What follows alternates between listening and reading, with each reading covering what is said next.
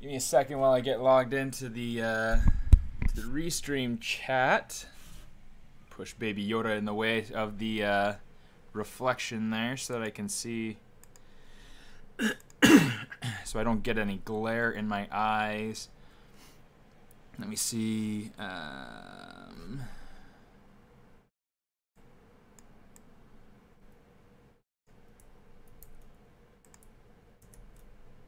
Put in the email, put in the password. Uh-oh.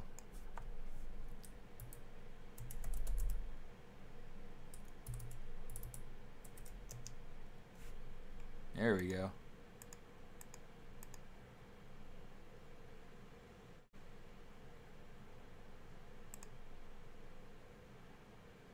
Oh my goodness, what in the world is going on? Okay, there we go.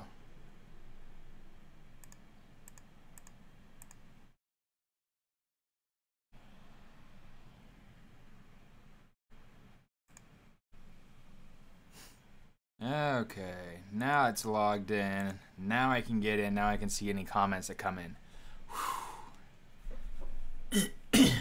All right, how's everybody doing?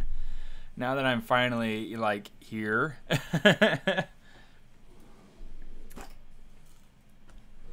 Grab a cough drop. I've been feeling kind of like a little bit of like congestion in my ear. It's kind of weird. You know how like that feeling where it's like you feel like you're underwater?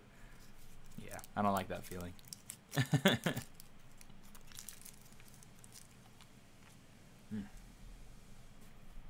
All right. Howdy Ben, how you doing? All right, so on my Instagram, I went ahead and I put up a poll just before starting where I wanted to see kind of what you guys wanted to be able to see for today's stream. I've started blocking out Kai's bedroom. For those of you who aren't familiar with my project, with my character, this is Kai. Okay, the little boy lives in Chinatown, an unspecific Chinatown, and he yeah, loves ice cream, loves games, things like that. Anyway, so I'm working on building out his bedroom for the apartment scene that I'm working on for this character. So I put up a what is it called? Doggone it. I put up a poll on my Instagram to see what it is that people would want to see. Working on the gaming and computer desk, the gaming computer and desk today. So I got a couple of props over here in the corner, things that I can start to work on.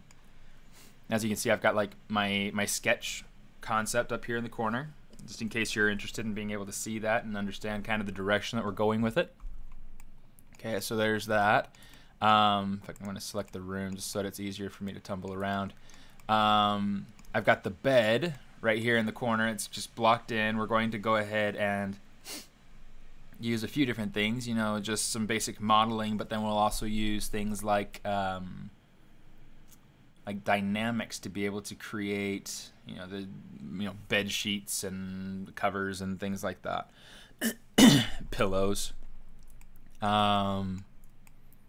Or I had the idea like we could go through, yeah, so all this was done in ZBrush. Including the character. The character, the floorboards, everything you see so far was made inside of ZBrush. Okay, it's got a long way to go. In fact, you can see how I built all of this on my stream, on my personal streams on YouTube. If you go to youtube.com/smartist, you'll be able to find me. It's pretty simple, pretty straightforward. But yeah, so that's kind of what I'm searching for. Do you guys have any input for what you would like to see today? Either you can head over to Hola, Patolop. No sé cómo se dice tu nombre de usuario, pero supongo que es algo así. Buenos días. Yeah, so either I want to push the furniture together or push the furniture together, push the furniture forward together, or I want to give in. Or I want to continue blocking things in, or I want to go ahead and focus on either modeling just the bed or just the gaming station. So what do you guys, what would you like to see? Because so far on Instagram, the poll is pushing, like it's leaning on everything. Like I've gotten one vote for everything so far.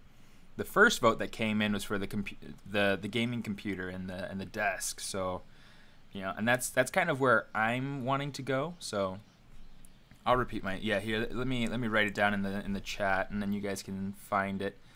Let me see. You can either go to twitch.tv/smartist, or you can go to youtube.com/smartist. Either one of those should bring up my channel. So there's YouTube, twitch.tv/smartist. And there's my personal stream. So yeah, kind of cool. And it's going through and it's kind of replaying the stream from last night, it looks like. So yeah, pretty cool. Pretty cool. It's a lot of fun. Yeah, it's great, and I have a ton of fun with what I work on. So, okay, one vote for the bed. Got to see if I can get a refresh on here on Instagram.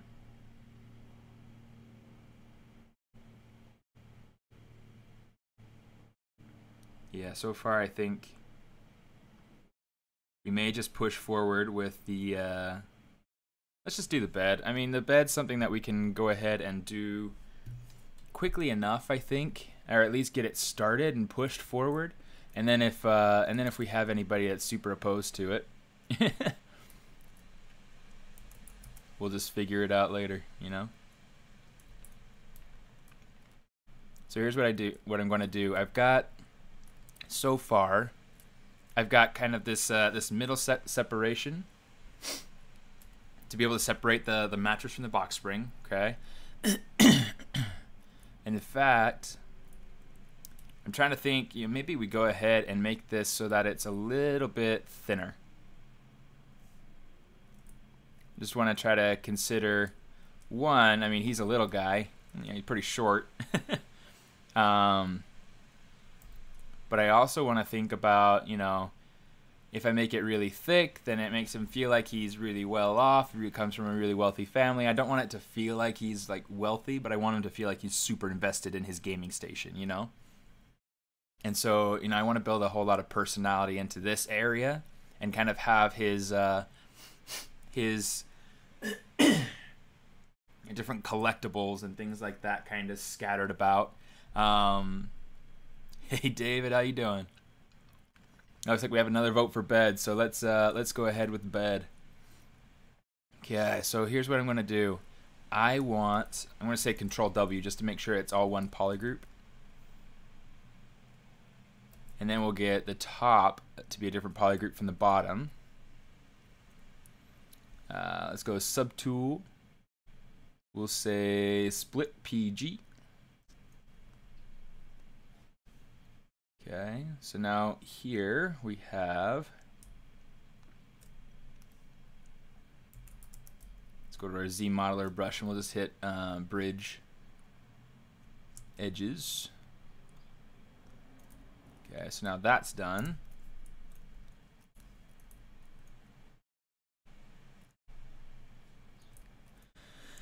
And that's done.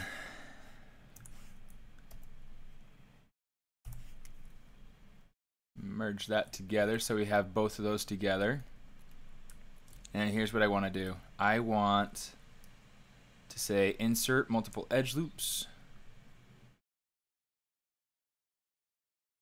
And I want to make sure that this feels like it's pretty even, like evenly spaced, just little squares going across.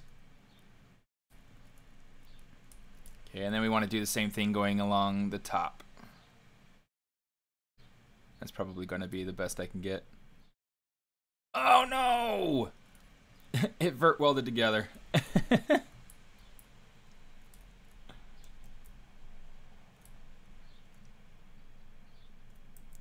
Let's do this. There we go, that's better. Oh, one more. Right there. Okay. So let's go ahead. Let's get these to be auto grouped. That way we have them separate. Sweet. Okay. So one thing that I want to do is I do want to add in an extra edge loop here at the end. You know, like all the way around. That way I can kind of round out the corners a little bit better. And I'm trying to decide what method I'm going to use to be able to round these out. If I want to go ahead and kind of collapse these corners down, here, let's go ahead and I'll show you.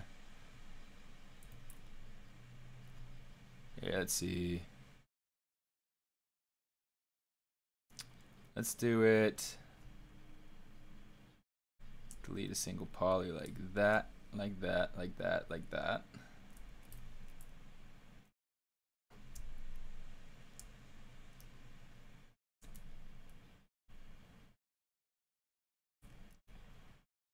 Yeah, I think that'll work. In fact, here's what I want to do. Let's instead of doing that and deleting faces and stuff, I think that'll be a little bit messier. Let's just come up here.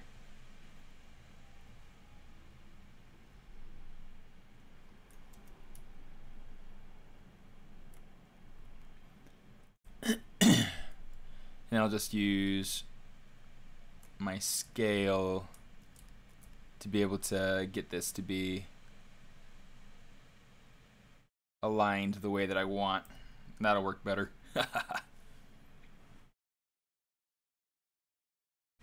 Yeah, so this is something, creating scenes inside of ZBrush from you know, interior scenes and whatnot. This is something that's going to be kind of like a little bit of a project. I mean, I've got, yeah, let me show you the rest of the scene that I've got built in already. Go ahead and turn that on. Turn on those pieces over here. So this is what I have so far, the living room, which is the other scene that I need to push forward first. It's obviously, you know, significantly bigger than just the bedroom, and it slows down the machine like a ton. So it's like I definitely like to go through and kind of turn everything off so that I can kind of just focus on things as a little bit more easily, you know? It's a little bit nicer. Okay, I'm gonna say,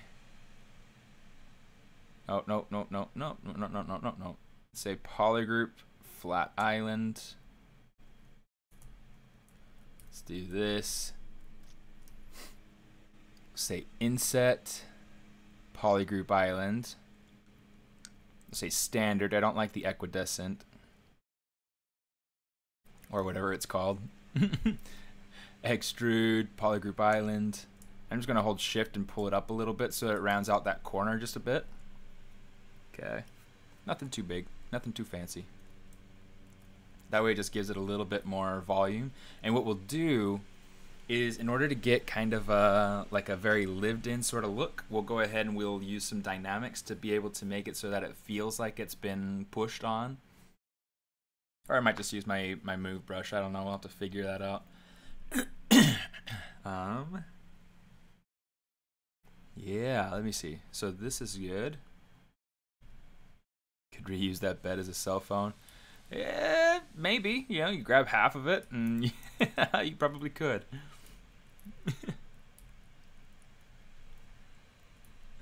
Oh boy. Yeah, I mean, I guess if you're like mobile games and you're only ever going to see it like this big, then yeah, maybe. I would never turn in a model that looked like this though for a game. It needs to be pushed quite a bit and developed further. It's very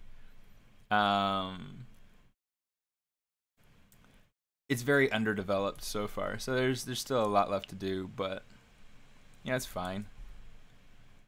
Oops, let's get the insert multiple edge loops again. Oops.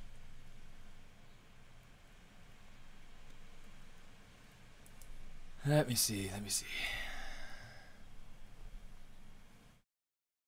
Okay, so the first thing we've got to do,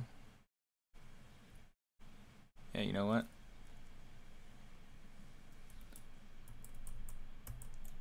I just had an idea. Just give it some more edge loops, because I want an edge loop up here and want an edge loop down here, but I don't want all those intermediate ones. So we're just going to get rid of these 3 in between, and now we're good. That'll work. Okay. In fact, let's go ahead and put 1 in back in. So I think that'll be important. Okay, so we've got that going in. I want to create some sort of bed frame, like a. Yeah, let's just kind of come down here.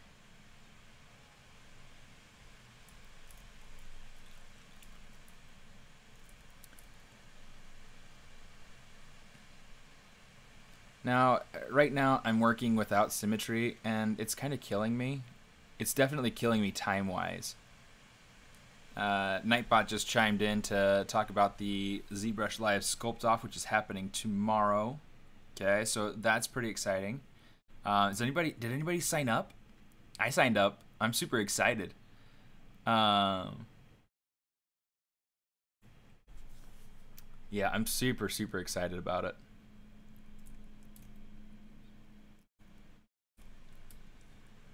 I've been working on developing my concept and everything for the last like 2 weeks. It's insane. Okay, so what I want to do is I want to take my model, and actually let's okay, so that's the Z direction. What I want to do, I'm going to say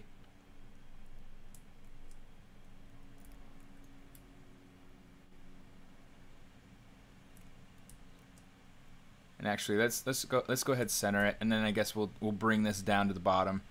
What I want to do is I want to hit home. Okay, this way I know that where I'm working, this is going to allow me to have symmetry. I'm going to turn this around, and then I'm going to hit X to turn on my X symmetry. Okay.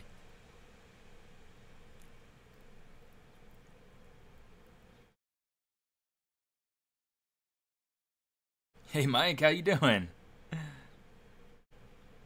Yeah, the sculpt offs are super fun. I've always loved watching the sculpt offs.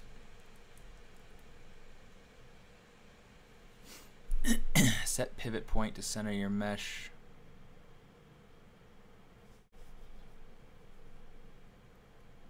Interesting. Here, let's try that, because that's not a tool I don't think I've even ever heard of it. Center that. So you said it's under the.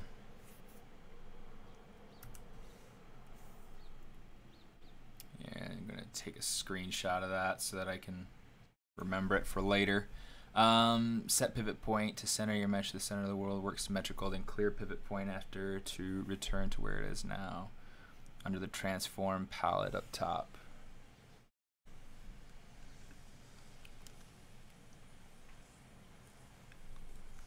Interesting. Ooh.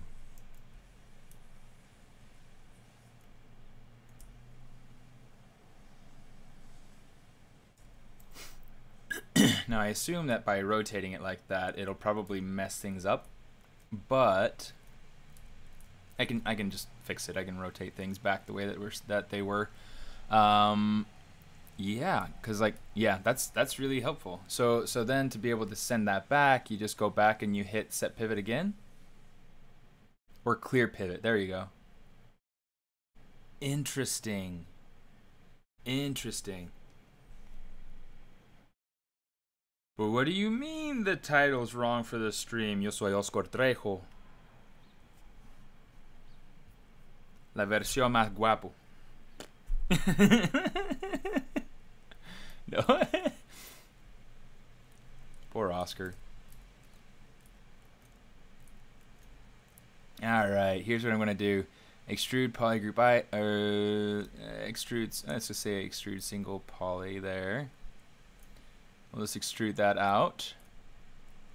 Okay, and I want to say polygroup island, just to make sure that we're getting this this piece in a way that, you know, we can control it better.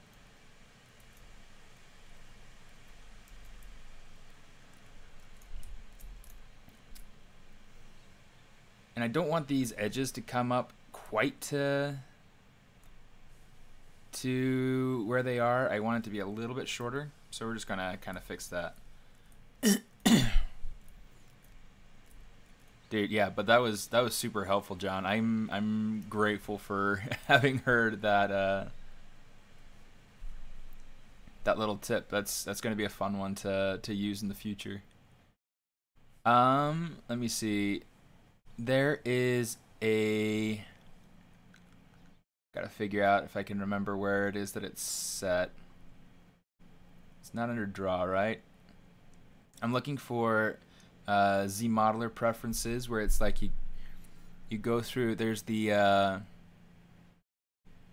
wish that all of this was in alphabetical order because it's harder to find things. There we go. I'm gonna bring that down, maybe to 5. But yeah, 15 is like way high. I don't want this to weld together when I go ahead and extrude this out. So I'm gonna say extrude island, I guess.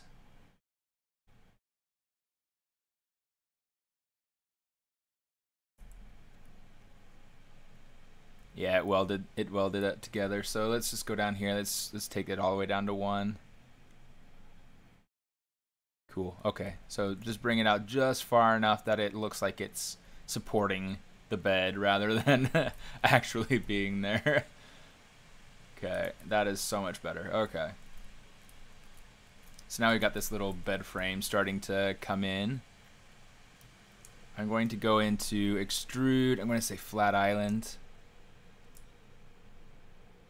I'm just going to raise this up a little bit.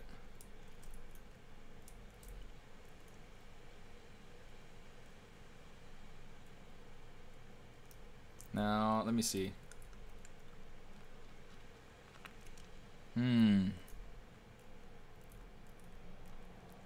want to be careful what I do in, I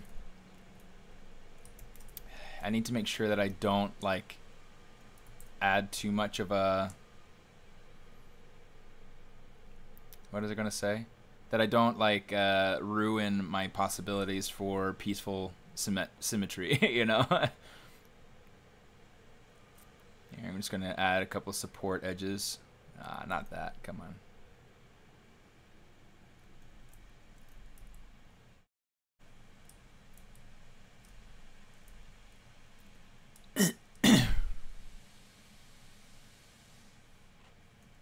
We'll add one here. We'll add one down here too.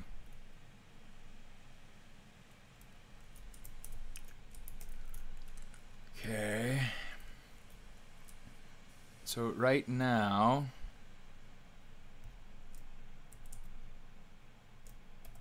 let's do it like that. Go ahead and we'll,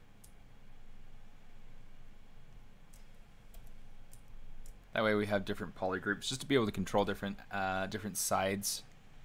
I want to say polygroup island. I'm just going to kind of extrude that in just a little bit. Insert multiple edge loops. There we go. It's like for some reason my brain's not working today. Maybe it's Maybe it's the fact that I was up late last night streaming. Okay. That's good. And then what I want to do, let's insert this polygroup island again. And then let's slide this so that we just kind of get rid of the awkward tension point right here. It's making it a little bit too tight. In fact, what we can do is we can just slide it in, and then we can go ahead and smooth it.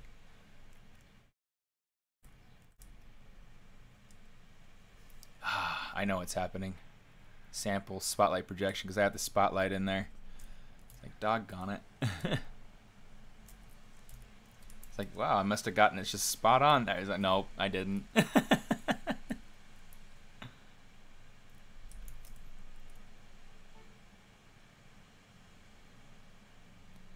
And let's go ahead and insert another. Oh, that's not what I want. I want to extrude again, please.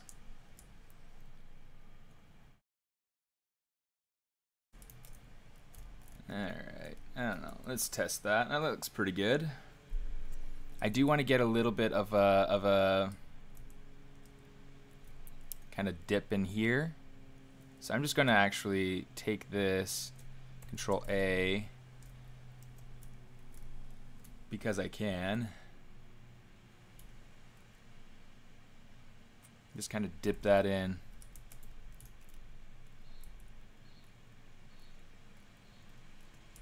Okay, so now that mattress looks pretty stinking good for a start. You know, it's not done. But it's a start. Huh.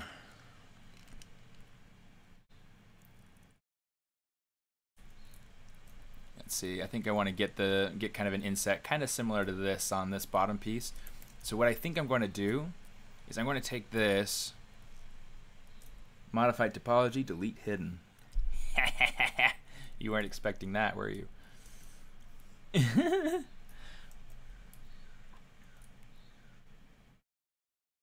Pull this down.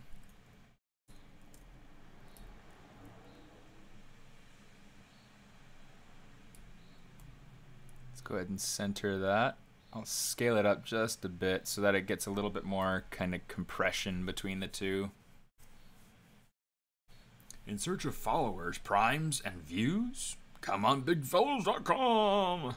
I love how they try to like get links in there by putting an asterisk instead of a period. It's kind of funny.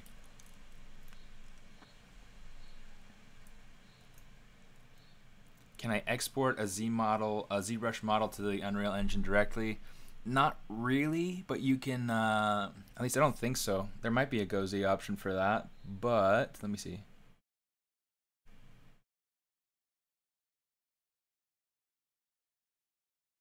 I don't want that. Let's see.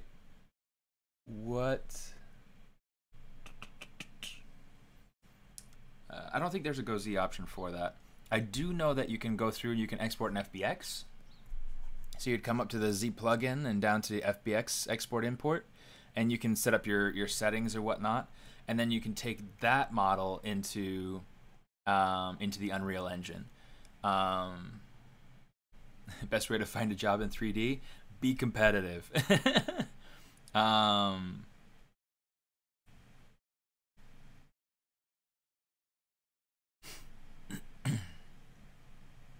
Yeah, well, I mean, you might be able to export into the directory, but you'd have to go through and still author it, I think. Yeah, I don't know. I can't think I've ever. I don't think I've ever tried a direct. A direct to. What's it called? A direct to Unreal. Here, let me see. Hi, how are you doing?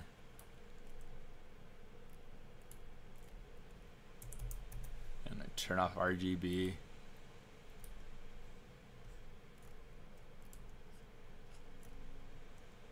Just gonna give it a little bit of a dip. I think that that's gonna be probably our best bet. And I want to think about where it is that he would be sitting. Just a bit. I mean, just trying to like vary up the way that things are lined up. And right here, it's going to be going in toward the center of the bed because of the way that the mattress is going to be pulling. And in fact, maybe up here we'll have this kind of come in toward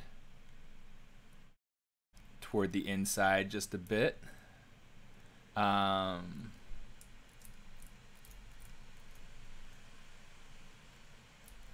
yeah, by varying up these sections of the bed, it's going to help us to make the bed feel a little bit more organic.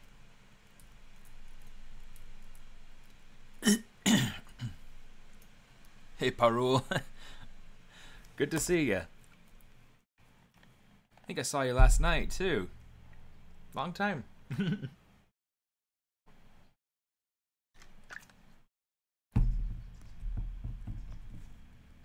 You export the ZBrush model, the character creator with a single button. Yeah, some have that Go Z functionality. I don't think Unreal is one of those because it's more involved. You have to hook up materials and author things in order for it to work right within the system. So yeah, I mean it's kind of an interesting. It's a good question. I mean, I'd be interested to find out.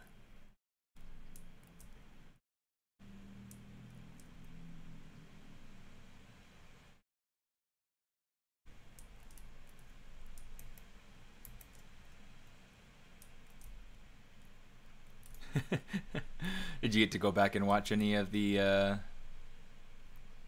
stream yet, Peru?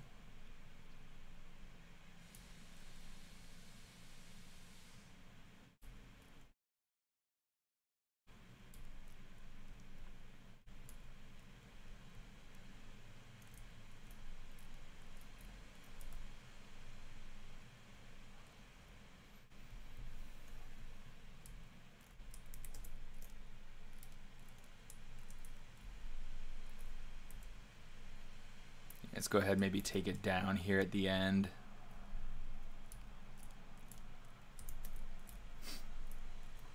So part of the aesthetic that I'm going for with this project is what we refer to as wonk. That is the professional technical term for it. It's like heavily stylized shapes and things like that, and I don't feel like stylizing everything. What keyboard am I working with? I'm working with a regular laptop keyboard. I don't really particularly like it. Let me see if I can get over to the yeah, you can see there's my keyboard. Yeah. Nothing fancy. I mean, it's just whatever's kind of attached to my computer. So, yeah. Have you guys not seen the UE5 feature previews? There are high poly meshes exported direct. Oh, well, I mean that's something. I mean, UE5 hasn't even come out yet, right? I mean, it's not due until maybe early next year or something like that. Isn't that right? So yeah, I don't really know. Like, I haven't gotten a chance to see much other than the demo, which was awesome, by the way.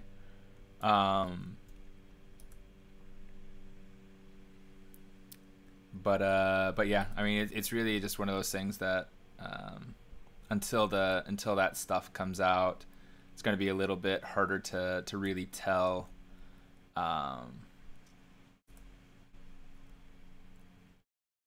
How that works and how to make that, you know, how to make that all work, I guess.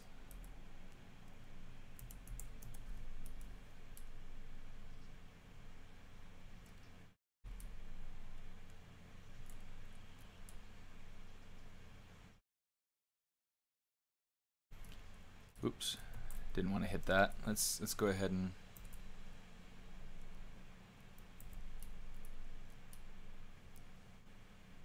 So I'm just going through with that clay brush and giving a little bit of a dip in this section, and I'll probably give more of a dip in the section between the corners,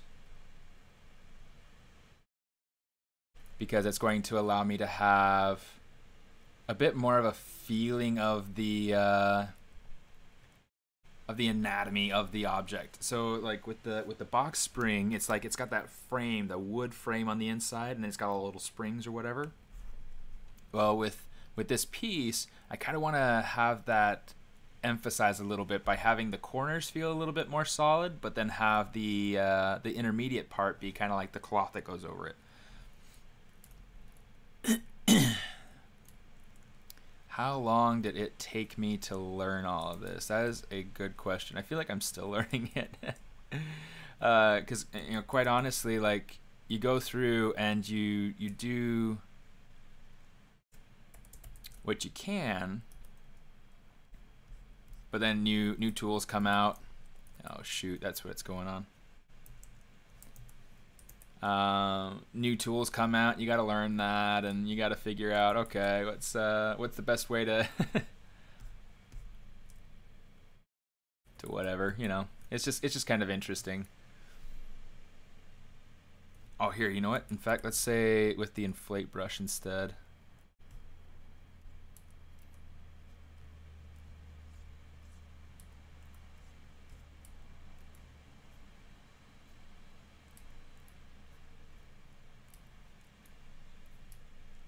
Let me see. Do you guys have people that you're excited to watch in the ZBrush Sculpt Off? Is anybody planning on participating? No, I'm not working staff for Pixologic. I just stream with them. It's just a lot of fun. I really enjoy. I really enjoy this. It's just an opportunity for me to be able to relax and get some me time, working on something that, you know, I want to work on, something that, let's go ahead and kind of pull this in or whatever.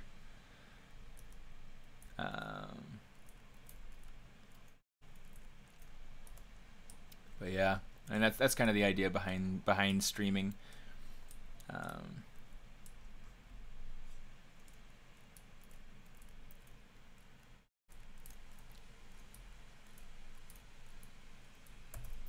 I'm going to save because that's really important.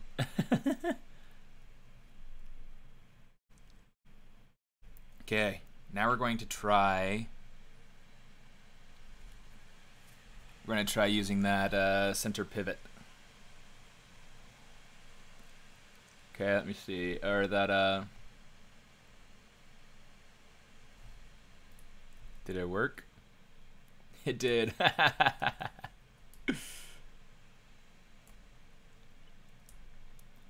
Just rotate this back to where it's supposed to be. And there we go. We got like the main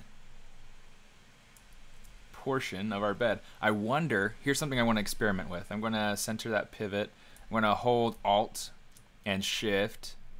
Rotate my, in fact, maybe I'll rotate my gizmo this direction so that in theory it should go ahead and rotate my model 90 degrees when I do this. So let me try this just as an experiment. Transform. It didn't work. I was hoping it would work. Yes, so everything, all this, where you're watching it there on YouTube, the stream will be available. So yeah, you're welcome to go ahead and tune out if you're not able to watch the whole thing. That's totally fine. Let me see how to practice in a right way. I mean, daily sculpting one model, or take a concept and take some days and make it as good as I can.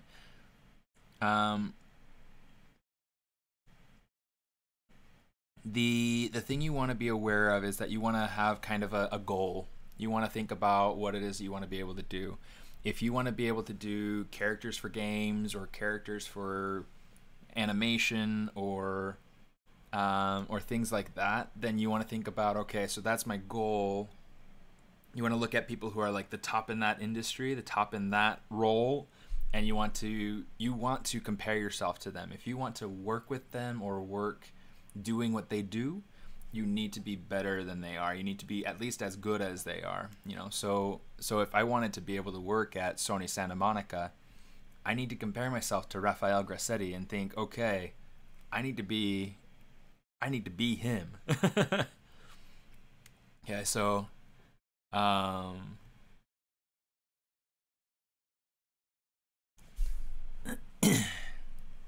let me see. Oh, I'm totally yeah, Pavlovich is really good. Michael Pavlovich is amazing. He's extremely knowledgeable, extremely fast. Yeah, he also streams on the Pixologic channels. Yeah, no, he's absolutely one of the best people you could watch. If you're new to ZBrush and you want to learn, he does have those intro courses, and they're free, you know, so that's great. A lot of other people are also going through and offering courses. I'm creating on wrapping up, or I'm working on wrapping up my own characters for production course. So that's pretty exciting. Here's what we're gonna do. We're gonna go ahead and say insert mesh. We'll grab this. I'm gonna turn on my symmetry. Lost symmetry just a little bit, but you know, it's fine.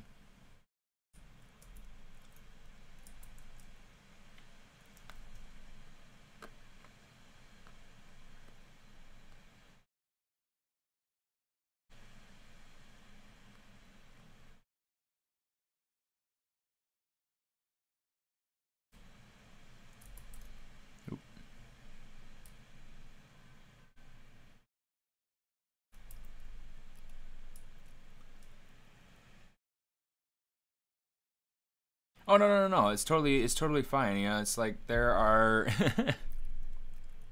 Yeah, I mean, Mike is awesome. I've met him in person. He's totally cool. No, I mean, I'm all about going through and handing out resources on on the stream. That's what the streams are for. So, you know, introduce you good folks to some good stream materials that you can learn from. Okay, I'm going to call that good. I'm not going to worry about really doing much more, except let's before I move these out, let's actually go ahead and say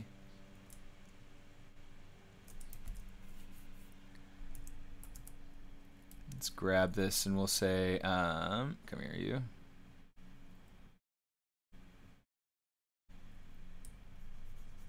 And we'll just give it a little bit of a reshaping.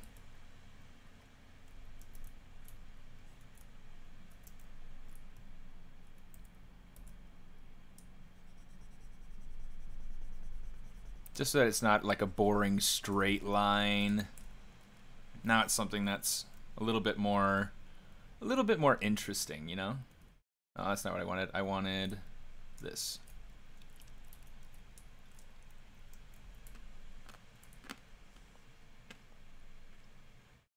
Drag that out. And since this is not symmetrical, what I'm going to do, in fact, maybe before I do that, what I can do is I can come over here, select the object, turn off symmetry, mask this, just scoot that over just a little bit, reselect it. Now we can drag it out, and we have them in line for the new Harry Potter book. Just kidding. That was something that my mother and I always did.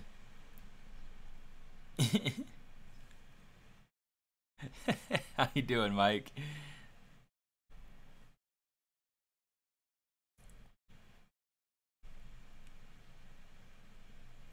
Okay, I'm gonna go ahead and hit this. Thanks, John, for going ahead and teaching me about this, because that's a pretty tremendous little trick.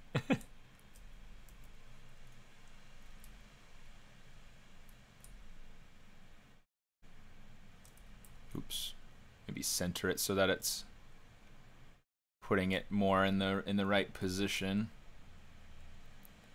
And then we'll just move it more over to the wall.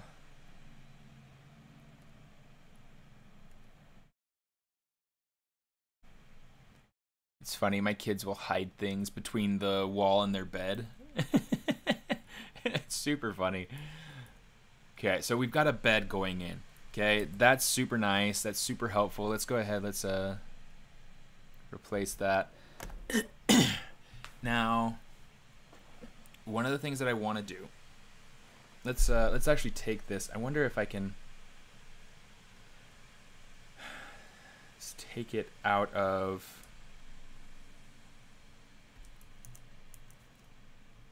Come on. Hold shift and hit the down arrow just to take it out of that group. This way I can turn the group off if I want to, and I can see everything and it works just fine. It's just great, because what I want to start doing is taking this this piece here, and essentially I want to break it out into different subtools. Just so that way I can have, things like have the mattress, have the box spring, have the frame, and have it be something separate that I can go ahead and manipulate. Oh, you know what? The other thing I need to make sure I do is make sure that it is hitting the ground and not going through it. You see, the legs are going down through the ground. So let's go ahead and we'll just raise it up a little bit. You raise me up so I can stand on mountains. Okay, that's better. Now there's a little bit of a space underneath the bed. That's better. I can live with that. That's nice. That's nice. It's real nice. You want to replace it? Yes. Are you planning to poly paint it? If not, would you use ZBrush for unwrapping before sending to different? Yeah, so essentially what I'll be doing is I will be taking, eventually at some point, I mean, it may be something that I turn into more of a group project, but I don't really know yet. This is one that I've wanted to work on for like 10 years, and so it's something that I'm really feeling excited about. So what I want to do is I want to take this, I will take it over into Maya for UVs, and then I will go ahead and take the, and then I'll take them over into Substance Painter for texturing. So yeah, it's really kind of interesting. And then all my animation and rendering and things like that will be done inside of Maya. So it's pretty exciting. I'm pretty excited about it. Yeah, I'll definitely have socks hanging out of the drawers and things like that. Yeah, this bedroom needs to feel very lived in. Like, this kid is not the tidiest,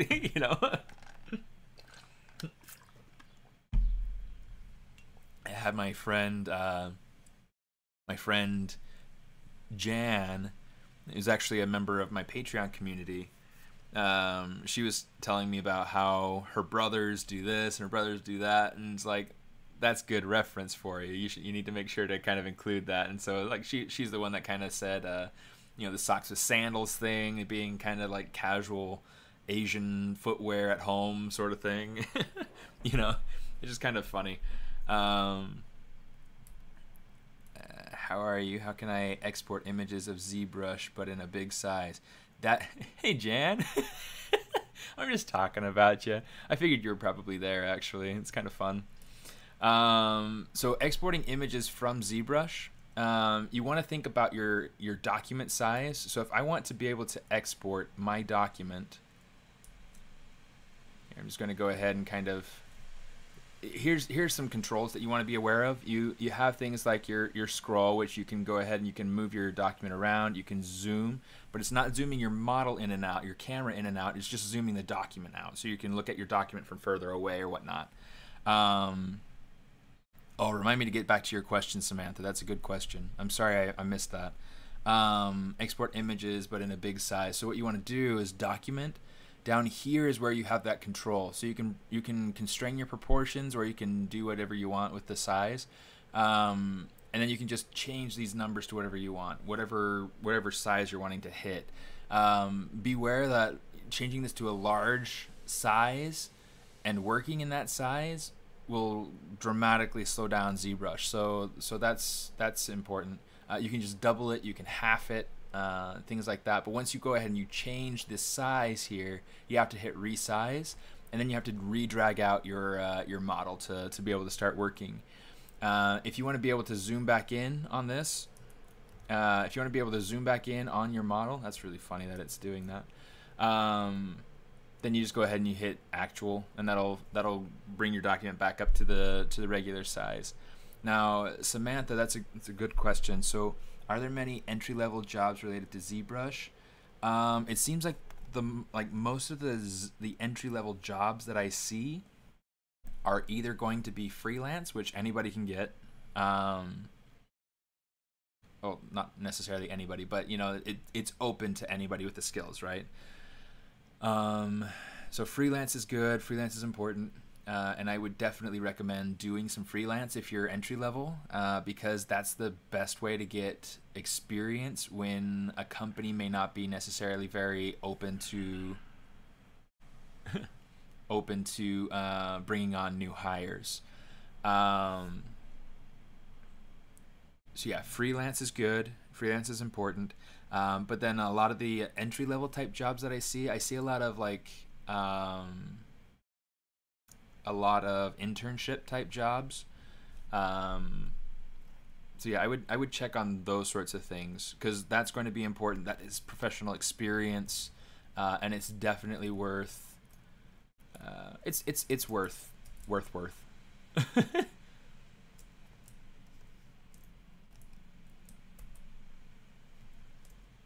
Say split hidden.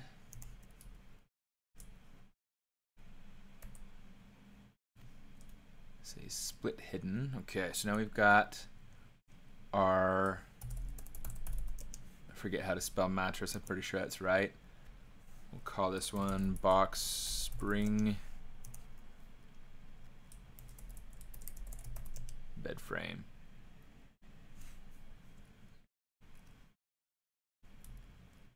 Lots of good questions today. Where do you begin? Where do we begin before going for freelancing? Do you recommend any specifics we could do to gain that small experience first before confident in going? Definitely, I think you're on the right track already. Going through and tuning into live streams, asking questions, networking. It's super important kind of tuning into these sorts of things, these free resources that you can get a hold of to be able to learn. And then like if you can't afford the like full version of ZBrush like what we're using right now, I would say definitely go ahead, get ZBrush Core Mini or whatever, get Blender, whatever it is that you need to be able to get started. I feel like that sort of stuff is extremely important. Okay, here's what I'm going to do. I'm going to go ahead, duplicate this, move it up. I'm going to rename it fitted sheet.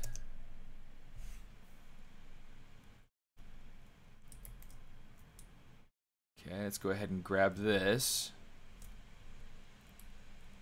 Okay, and then we're going to come down. We're going to say geometry, delete hidden. Okay, so now we have just this, but I want to get rid of any of these intermediate loops. So what's going to happen, hold on. Ugh. I hate it when that happens, but it's like you feel the sneeze coming on, and just totally just drains your face, and then all of a sudden it's just like, never mind. Just like what are you doing? What are you doing? Where are you doing? I'm gonna grab some marzipan because I want some. By the way, this is like one of the best treats you could ever get. If you're in the U.S., you'll find it. If you're in Mexico, you'll find it. If you're in Central America, you'll probably find it too. De La Rosa is just, it's awesome. They make this wonderful, wonderful little marzipan, and it's fun. It's fun. I really, really like. It's my favorite little treat, and I've always got like this little stash of them, and I shouldn't, but you know, whatever.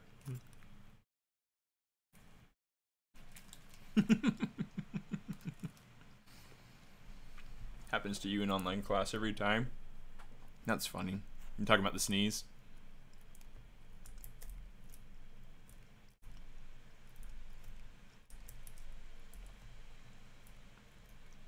Okay.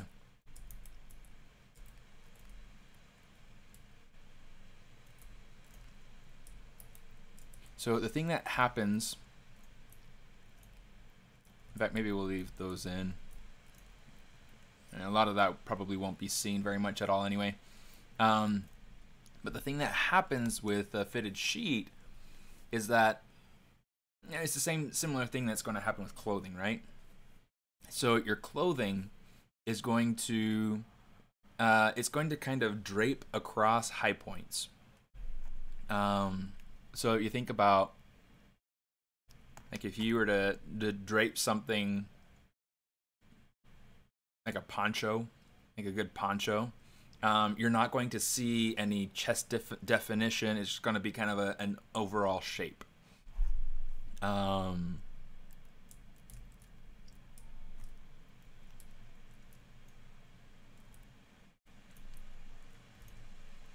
yeah, let me see what I want to do, because I do want this to be. Oh, that's like way more than I bargained for.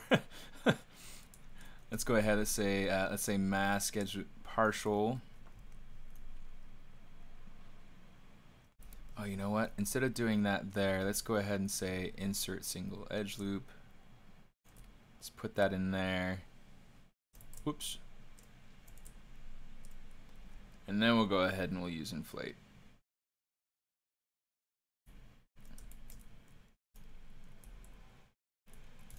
That way it feels like it's got kind of the edge of a sheet kind of going in.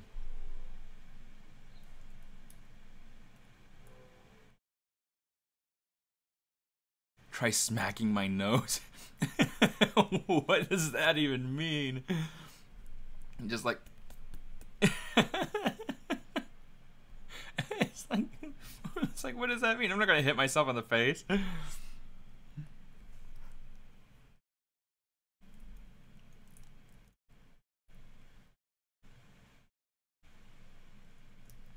gonna say extrude island.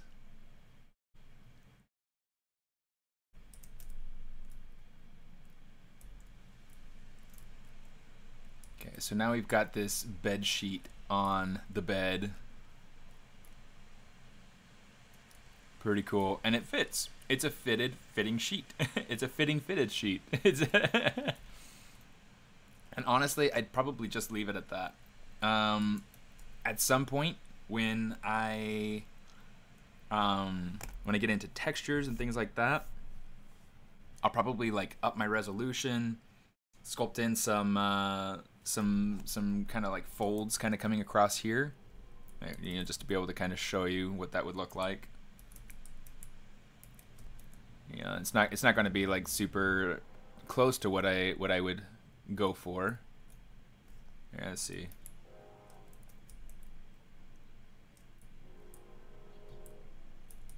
Let's do it one layer down. Turn off my dynamic, because that is messing with me. Okay, so yeah, you're just gonna go through and you just kind of add in a few little folds in here. and just kind of soften it out a little bit. And that helps it to feel a little bit more like cloth. It's kind of fun. With applications being on the lookout for jobs, knowing that engine experience is a bonus. How much for engine experience would be ideal, particularly Unreal?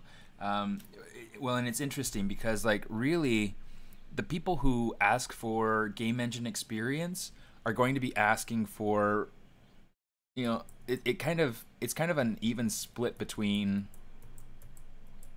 Unreal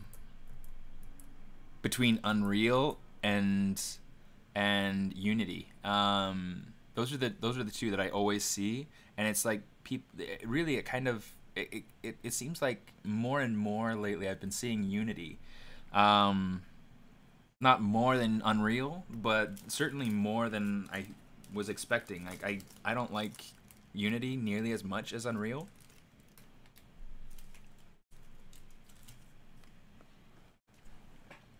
But oh well. It's one of the things that makes me wonder, kind of like what is the benefit for one over the other? I know that Unreal is kind of like, I don't know. It's just like the one that you always see. But I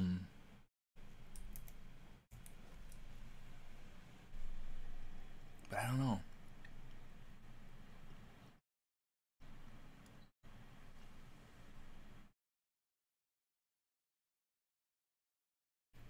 Thanks for being here, John. I appreciate you. That's it's very helpful for you, like your knowledge there. It's been good so far.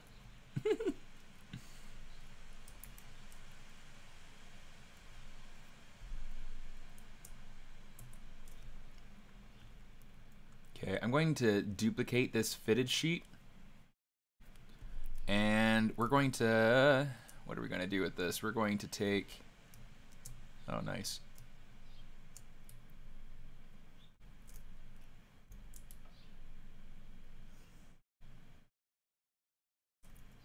Grab this and this.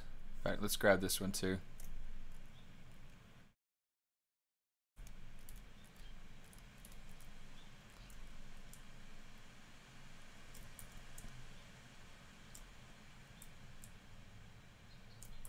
It's interesting how it's not letting me. Oh, it looks like that's purple, so that's probably why. So let's go ahead and let's do this. We'll say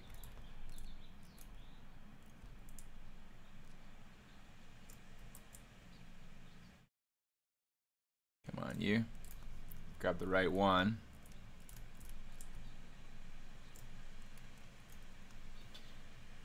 Modified topology, delete hidden.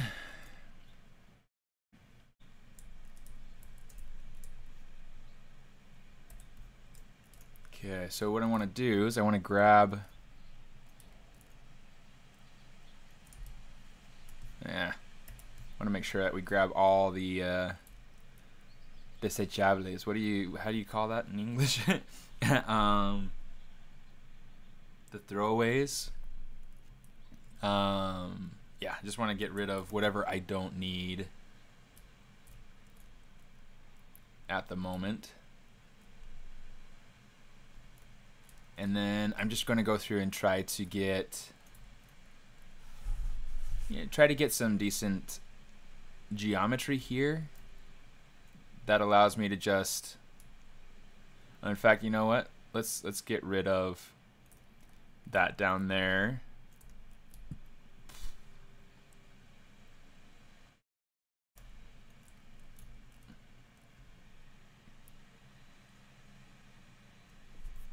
Man, you guys are like having this huge conversation without me, and it's I'm kind of feeling left out, but not so much, you know? Like I'm grateful for you guys.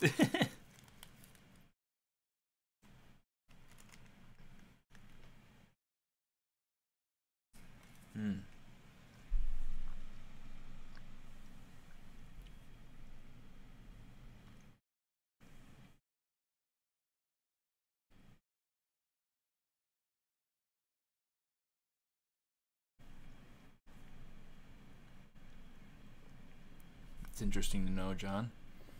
So John Costello on YouTube says, there are a lot more indie startups these days, less intensive rapid prototyping.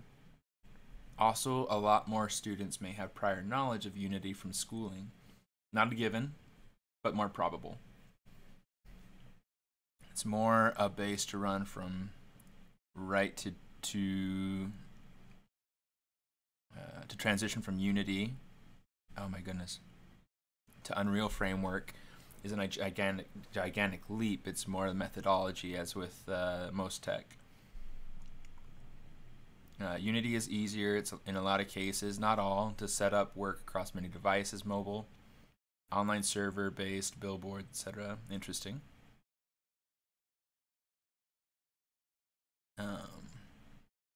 Hey, Karis, how you doing? Or Carries? I'm sorry. I don't know if I'm pronouncing your name right or not. Hopefully I am. Just wondered if you have any advice for 3D art graduates looking for work after university, especially during this tricky time. Network. That's always going to be the number one thing that I'll say to anyone is network. Of course, quite honestly, it's keep your chin up and don't be too picky. I mean, there are a lot of professionals that are out of work too. So you will likely run into problems finding possibly like the jobs that you're hoping for. So yeah, I mean, it's kind of a matter of not being too picky, but still kind of keeping an eye on, or I guess keeping your focus on what it is that you want, and just kind of work through the trouble to get there. It's not really an easy answer that I have for you, because the industry is really kind of, it's shite. it's troublesome. I mean, there's so much to it.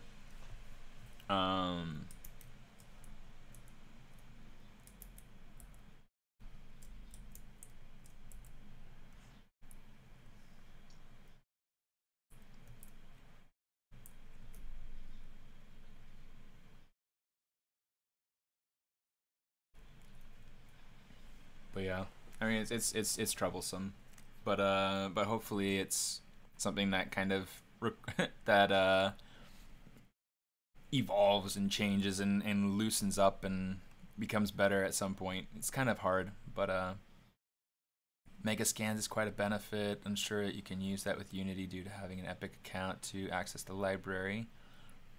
Unity seems more for mobile. Interesting. Yeah, I don't know. At the end of the day, with most of these things, they're all just tools. Yeah, it's just kind of figuring out how to use them. It's okay. How to install a BG? I don't know what that is.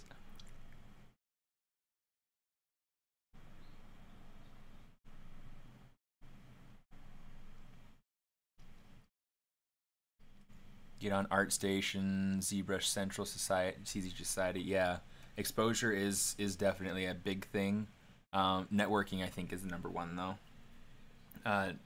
Networking is going to be absolutely huge. Going in and talking to professionals, people who you look up to. I better go ahead and simulate this before I don't.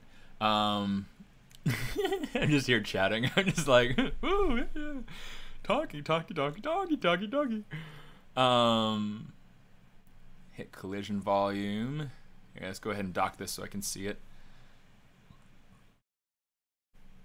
Oh, and we want the inflate to be down to like 0.25 or something like that. Ah, my.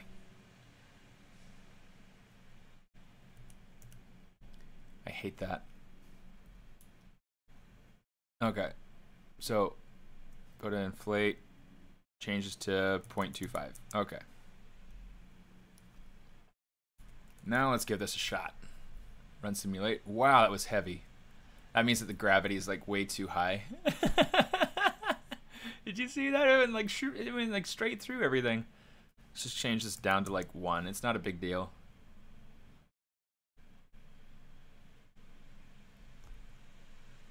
Okay, and you can tell it's definitely like falling down too much. One of the things I might do, I'm gonna do this. Let's go ahead and grab like our cloth pole, cloth side. Where's the cloth hook? There we go.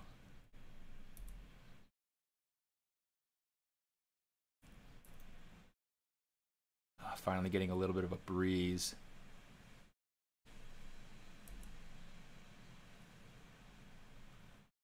Okay, so we're going to do something like this, and then we'll run the simulation. It's totally like... Come on. Let's see, self-collision, let's turn that up. And I think I may actually have to... Here, let's go ahead and do this. I'm going to say Control D, delete lower, just to get it a little bit more.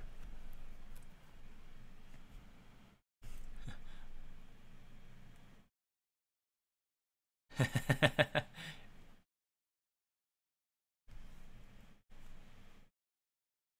get this up to like a 3 or something like that.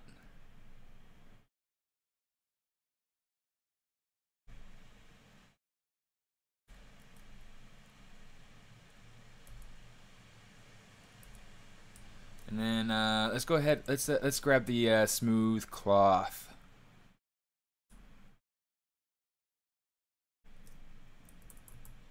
It's a little bit intense.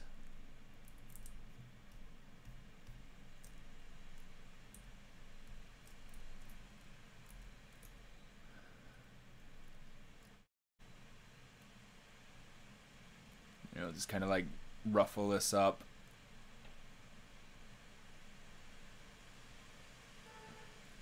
And then we'll run our simulation again. Actually, I might take the firmness down again, just kind of testing things out. That's feeling like not very good.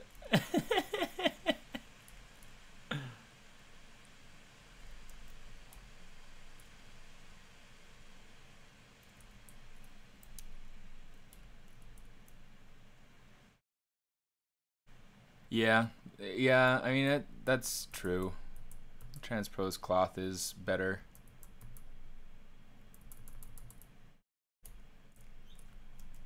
And let's go ahead. We'll change over to that.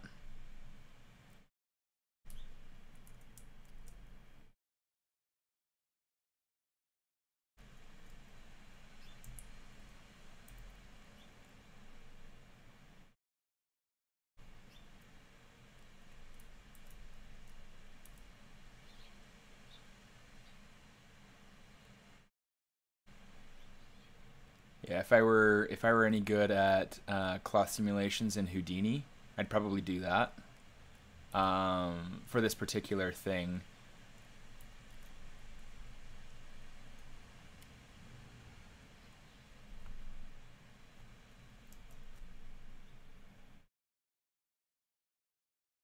And settle.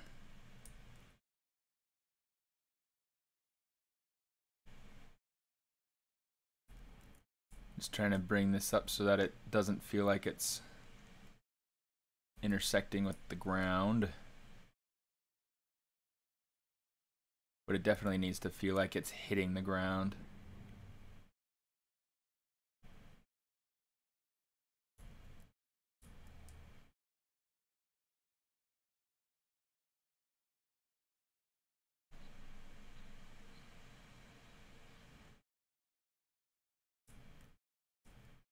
Alright, something like that.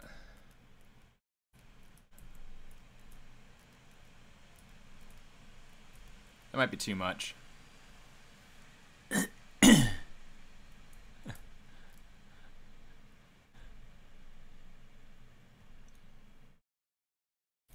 You like that sketch? I mean, it's a super silly sketch, but it's enough to be able to get the idea across. You know, I'm going through and getting the bedroom built out slowly, you know?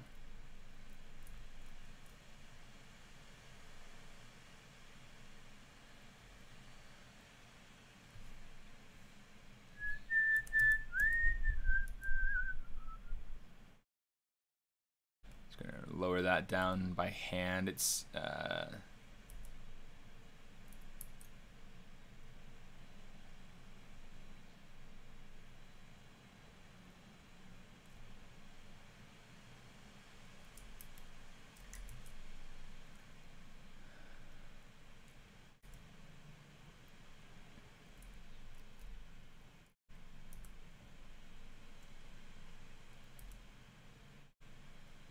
yeah, I mean, when I was on the beta test for this version of ZBrush, I was able to figure out some really cool uses for the cloth stuff, but actually using it for cloth has been beyond challenging for me.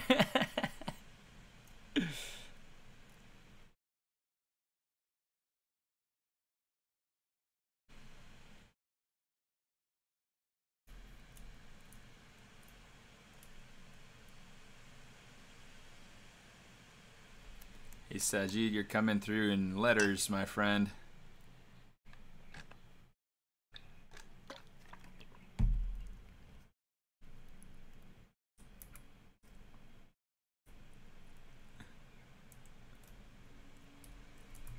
Oh, you know what? Geometry.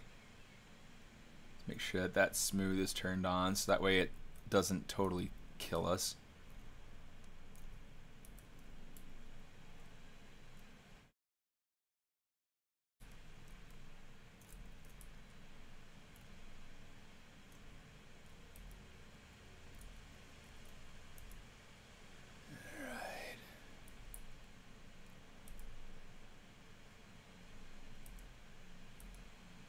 Yeah, I mean, it's kind of tricky. Like, the cloth stuff is just kind of...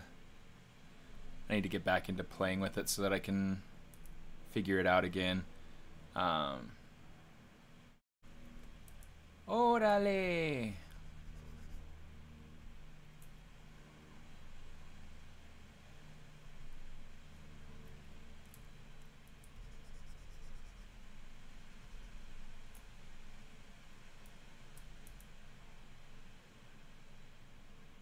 Yeah, just having fun.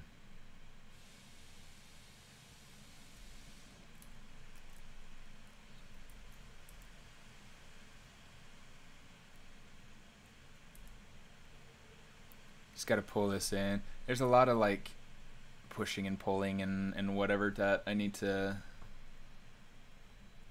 do to get this to really feel right. But once you do,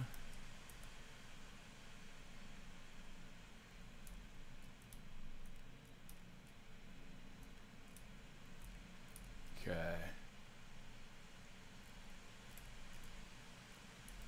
Okay, that might be good enough for us to go through and add thickness now. Let's go ahead, let's do this. I'm going to say geometry. I'm going to delete lower because I don't really need to have the division level there. What I do want to have, I'm going to go to dynamics, turn on dynamics, and we're going to turn up thickness.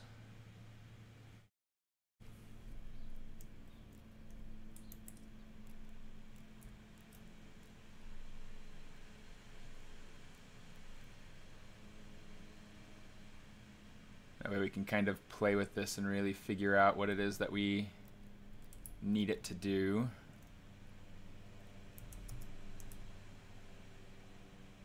Come here. There we go.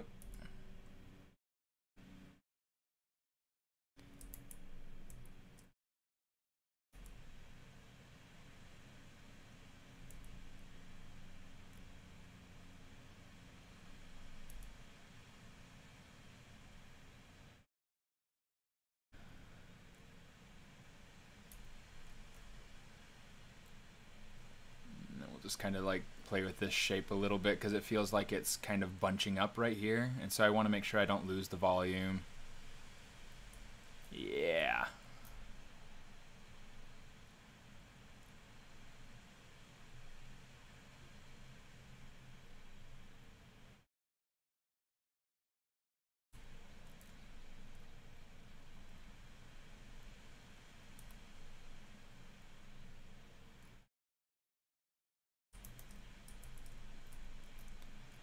This right here is getting a little bit messy.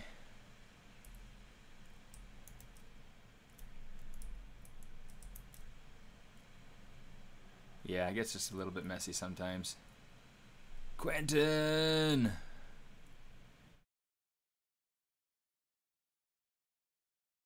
I'm honored, dude. Honored that you would stop by on your work break. How's work going today? Everybody treating you well? Staying safe? No crazies that don't want to wear masks?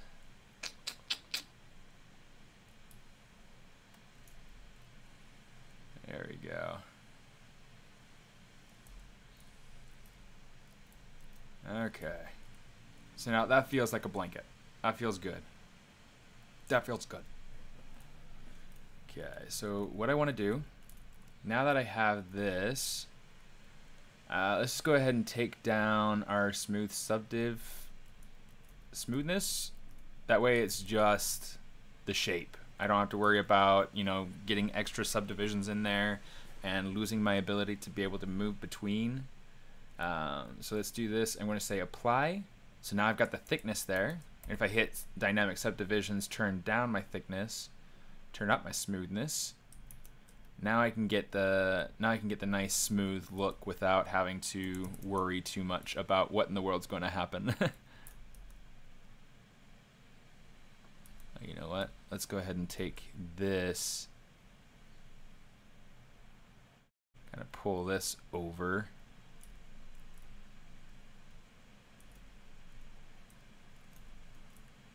Looking good, feeling good. Okay,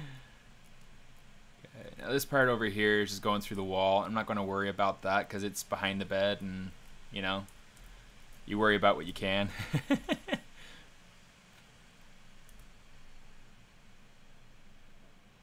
Champion Club. That's kind of fun.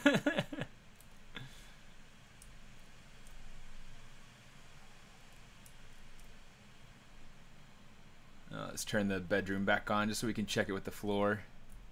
It looks like we can bring it down just a bit so that it's hitting that floor. And actually, let's bring it back over here too.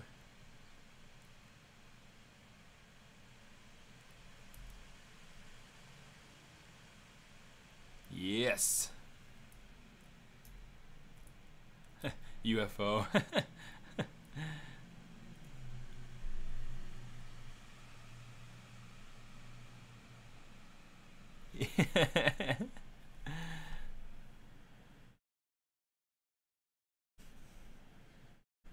Yes, all of this is modeled inside of ZBrush.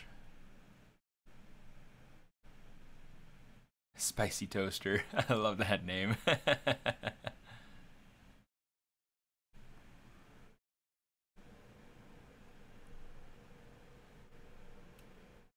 Oh, I see. Okay, so I don't know if it's showing through on YouTube or not.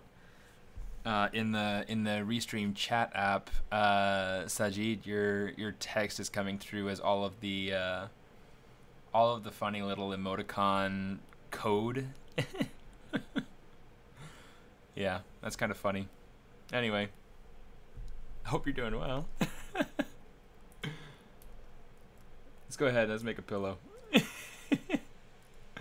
Oh, and let's rename this to, say, blanket. Pull it up to the top. And here's what I'm going to do. I'm going to activate my gizmo. Just center that. It's fine. And then I want to come over to my primitives brush. And I want to select my piece here. Whoa, look at that. Oh, it's because I have the... That's really, really funny.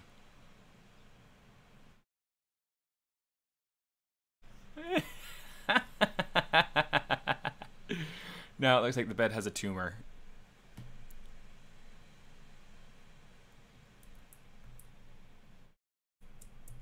Let's go ahead, rename this. Let's go ahead, bring it to the top, and we'll say pillow. We'll bring our gizmo up a little bit and then select. That way we have our big mesh over here that we can deal with on top instead of being, you know, like way too.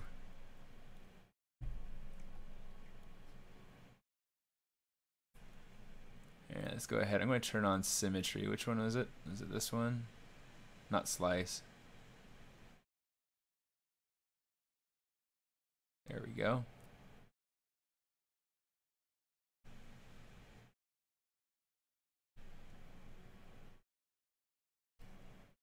Okay, I'm going to say accept.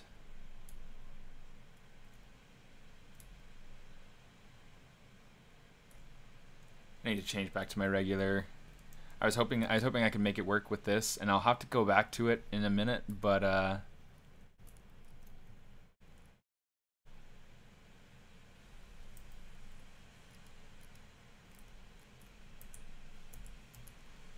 see. I'm going to take this, let's say I'm going to need to insert some edge loops through here. We'll bevel this right here. Yes. A talking bed with a tumor. Yeah, it's that's how it goes. Okay, just kind of polish that out. What I'm going to do is I'm going to use my inflate brush just a little bit up here just to kind of build that out some. And then we'll just use our move brush to kind of pull out these corners some. I mean, we'll probably do more sculpting on this and the beanbag on the chair, like the beanbag chair on the ground, you know, those sorts of things, than with other pieces anyway, because of how organic the object itself is.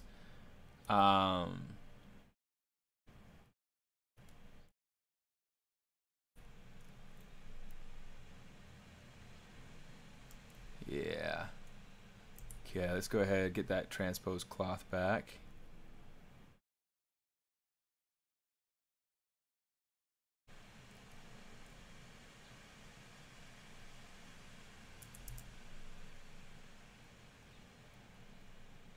Oops.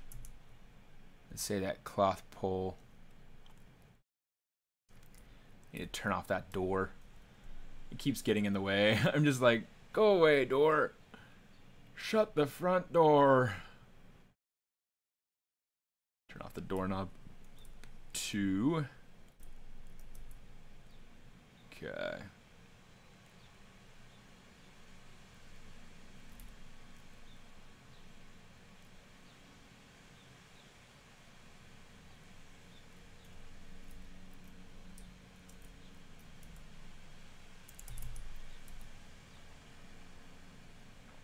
Pull these corners back out.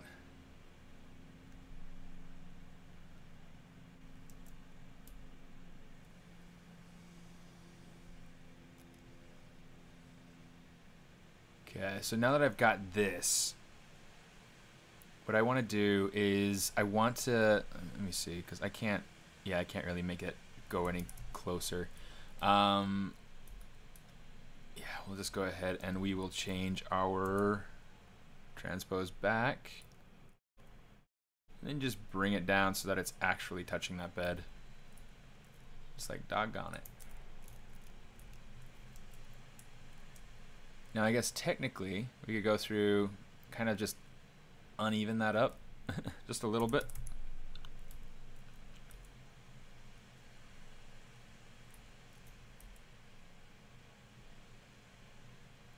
Maybe true up some of these corners just a little bit more. I'm still trying to decide like how soft I want this pillow to feel.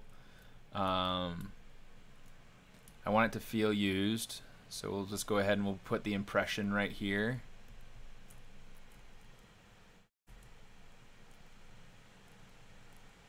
Okay, so that's starting to come on. Okay. Now,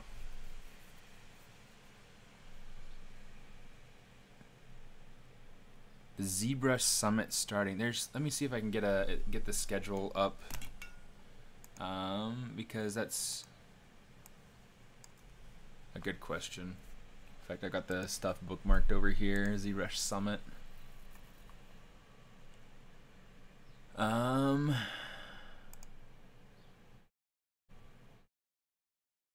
There should be a schedule up here somewhere. In fact, let me go ahead. I'll copy this over so you guys can get to that. Events. Live Sculpt Off begins at noon tomorrow. Yeah,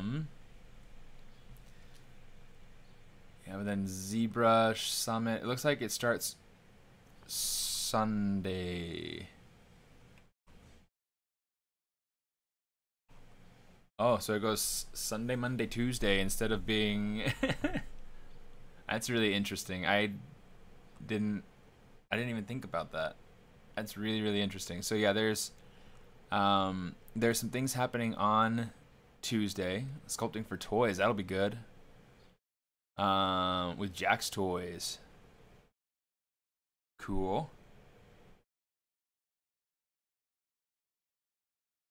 Yes, you can use ZBrush to design your 3D print models with real-world metrics. There are some things that I find to be a little bit difficult. Like you can't necessarily go through and make everything an absolute scale. So like, you know, getting your wall thicknesses to be right, specific millimeter measurements or whatever like that. It's kind of.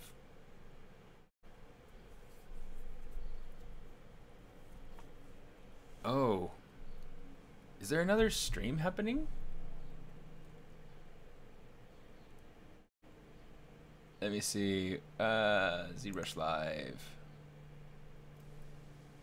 I didn't think there was another stream happening until like later this afternoon. Let's go to the calendar.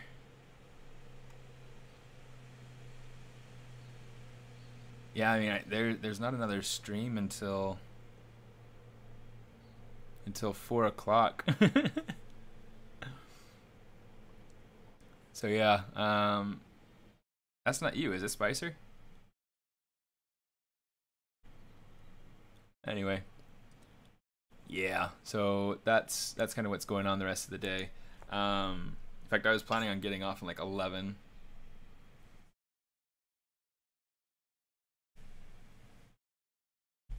GMT.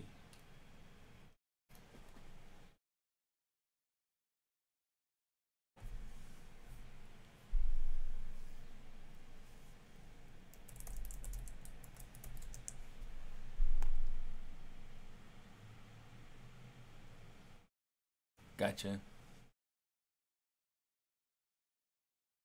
Greenwich. I had to think. I was like, I don't actually know what time zone that is. Interesting. Yeah, you got time.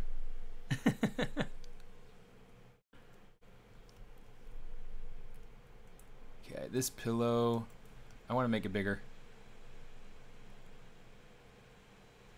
And I want to make it fluffier too. Let's go ahead. Let's say, you know what?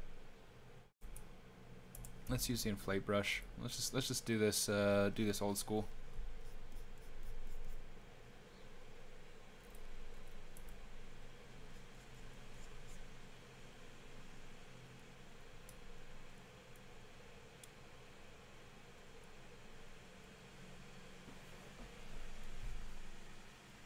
Yeah, I had to look it up. Yeah, it's Greenwich, so it's UK, London.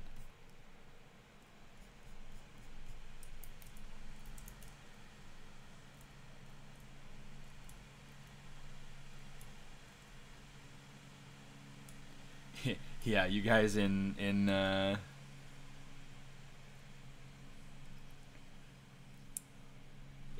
the Philippines, yeah, you're ahead of the rest of the world.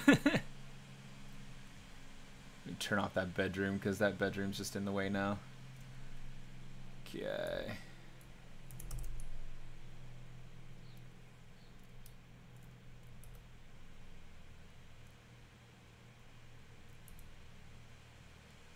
Yeah, that's kind of one of the interesting things about how time works on a global scale.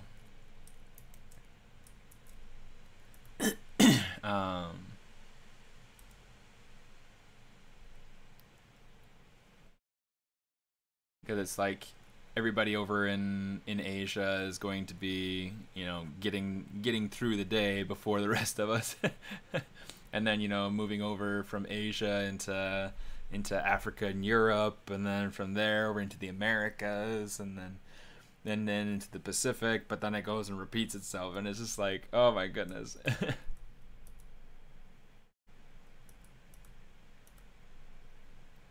Yeah, just kind of interesting to me.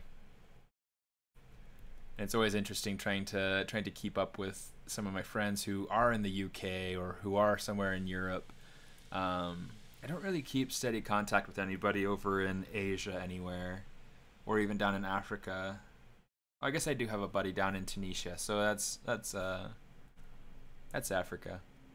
But yeah.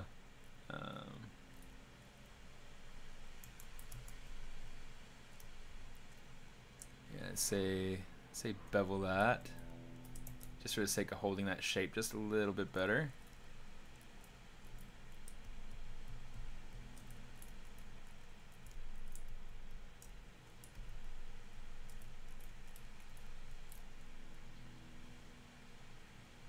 You're from Tunisia? That's interesting.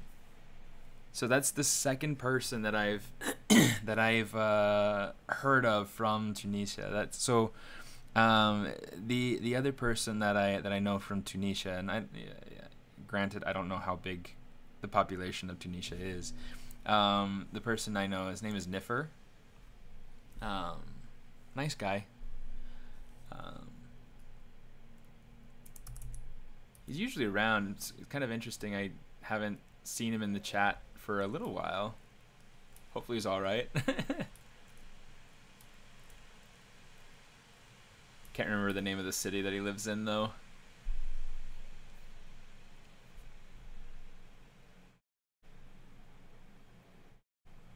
Yeah. Okay. I'm gonna call that good for now on the bed. I mean, we may go through and kind of add more whatevers to it. Maybe add like a plushie or something at some point. Yeah, you can use the dynamics to catch some wrinkles, but I don't know that I really want to go through and add in those kinds of wrinkles to this yet. This pillow at the moment, I'm just going to keep it kind of low poly for right now, being kind of blocked in. Let me see, it's 944. 11 million, huh? Let me see, California. I think we're like double that. I think California we're like 22 million. So like 11 million would be like Southern California or something like that. So it's kind of interesting. Okay. So what I want to do, I'm going to grab this dresser. Oh, cancel. I don't want that. Okay. Control Shift D. I want to go, I had this idea earlier of blocking in like some wall shelves. So I'm making this like, you know, kind of thin. But so that he can go through and kind of essentially like put up his figurines and things like that. He's going to have some cool figurines that we'll have to go through and start designing.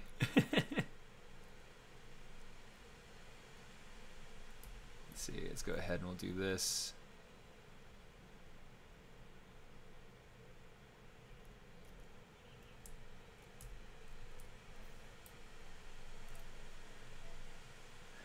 Bring this over so it's about square. And then we can come over here and we can say extrude single poly and just extrude to our heart's content.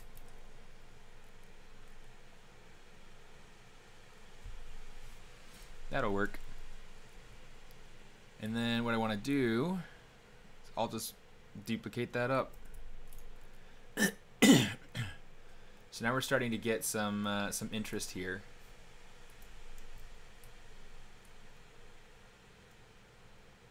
Okay, let's pull it back some, just so that it's not quite the same, like not quite to the window. I do want to go through and kind of vary these up so that they're not the exact same length and whatnot.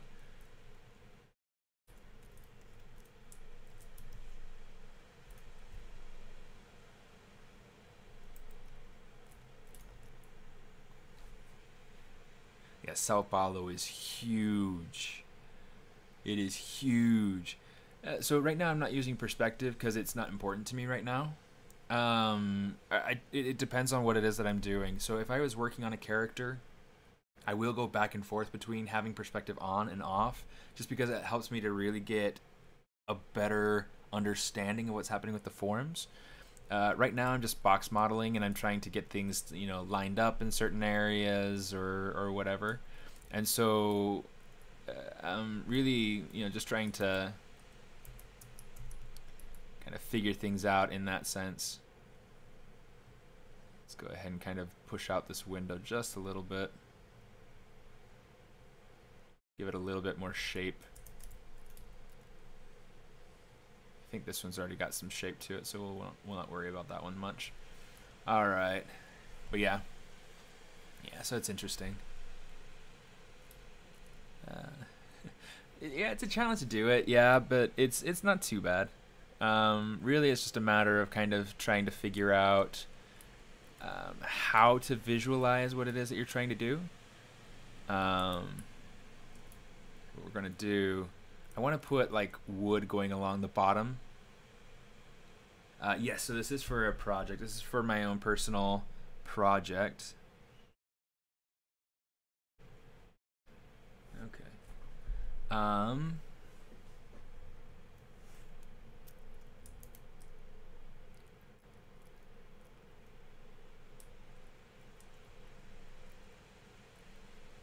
So yeah.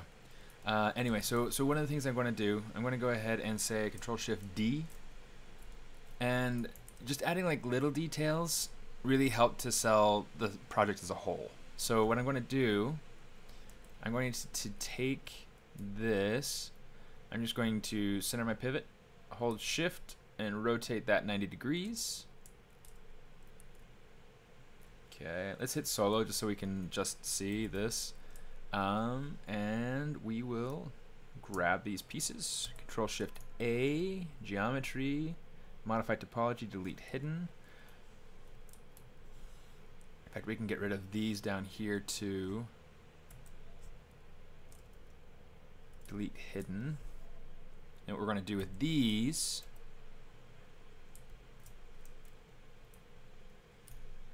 is we are going to move them up.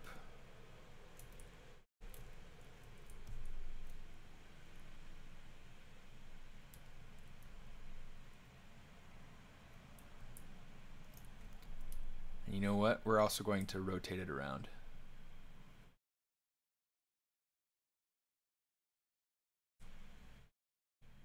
Okay.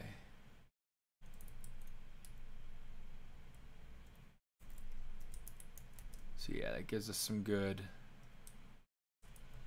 You know what? Kind of messed things up a little bit doing that. So we'll just leave it the way it is, I guess.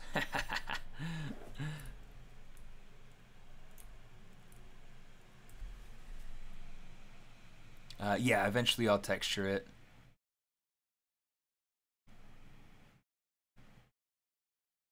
Nah, he hasn't suffered any bullying. He's homeschooled.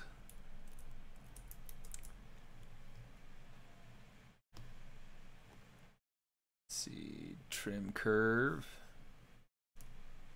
Let's go ahead and trim that. And we'll come down here and we'll trim that.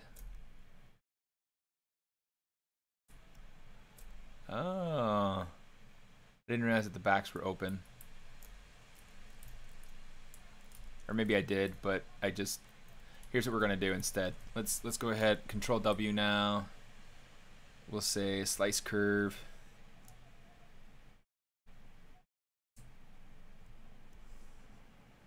Do that. So that way we get something that's nice and we don't have to worry about the extra geometry. Yeah, my kids are homeschooled, so it's just kind of a fact of life these days now.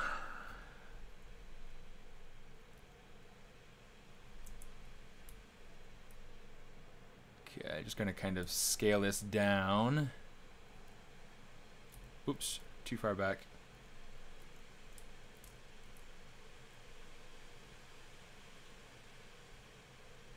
And too far scaled down too.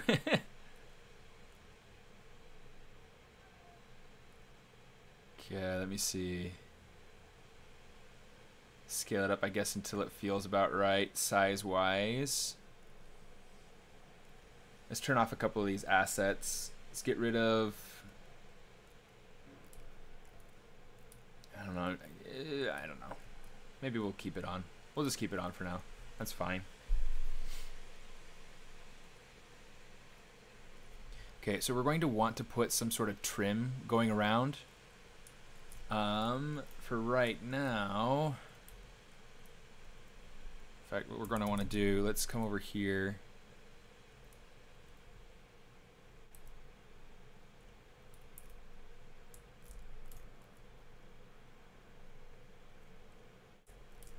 I'm just going to try to like vary up how these are lined. Hopefully that'll give me kind of the appeal that I'm looking after.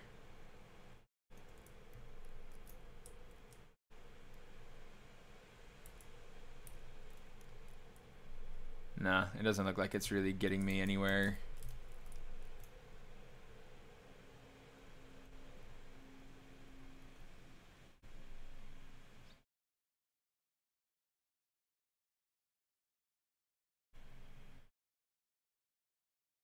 Okay, yeah, we'll just leave it.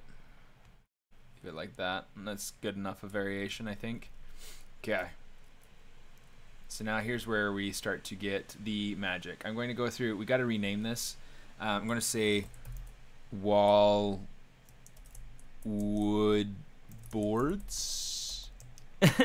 Call it something like that. I don't know.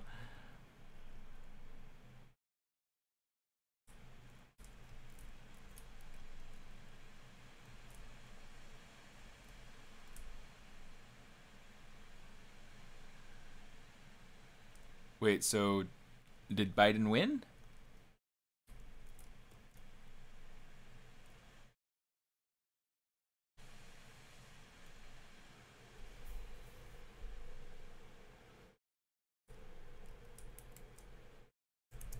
It's like, is the election finally over?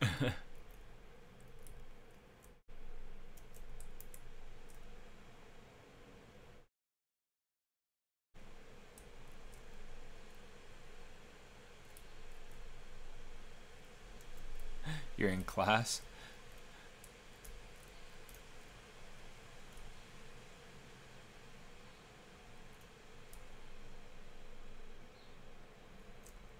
So yeah, right here what I need to do is just make sure that I got these things just lined up the way that they need to be.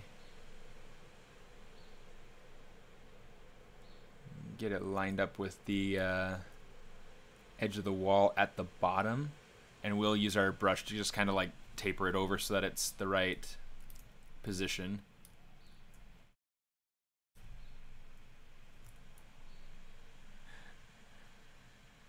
Hope you won't get caught. I hope you're in a 3D modeling class. Well, if you weren't before, you are now.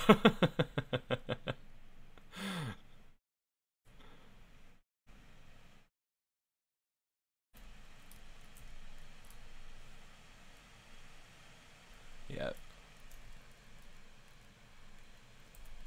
Okay, so now with these pieces, this other wall, I'm still leaving it blank for now because I want to go ahead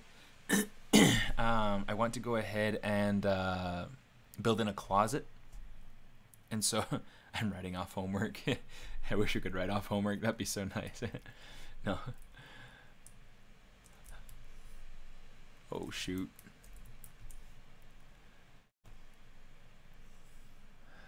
Let me come over here. Control Shift A.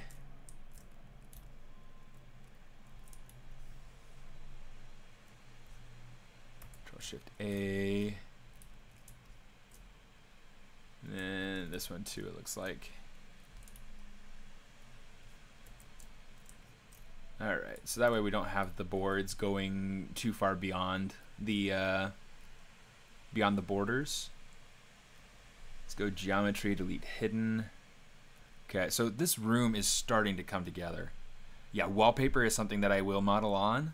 At least on a couple of the walls. I might not do all the walls, but I do want to possibly have it along this wall over here and along this wall over here. I want to give him a like a popcorn ceiling, just because that's very LA. It's a very you know, like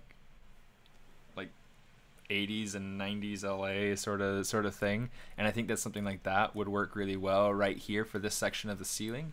And I also went through and I thought I had the stars on there, but maybe I got rid of them. Oh, they're in the wrong folder. Let's get those stars. Where are they at? There we go. Let's bring that down to the bottom, then we can close that, hide it. Yeah, because I want him to have like these stars in his bedroom.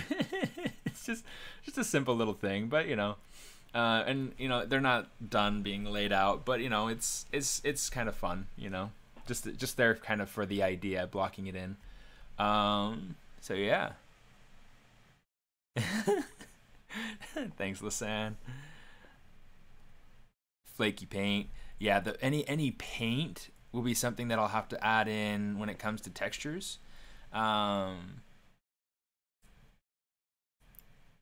Small tear of sheets falling. Yeah. Well, so like the idea is to have like a corner kind of rolling down, or having like a seam and have it be like really evident that there's a seam in the wallpaper. Yeah. There's a lot that's going to go into this. And so far we've gotten started with the bed. You know, we've got the bed pretty well blocked in there. We started adding in, here's the dresser right here. It's got a little laundry basket. I turned the door off so we could see. But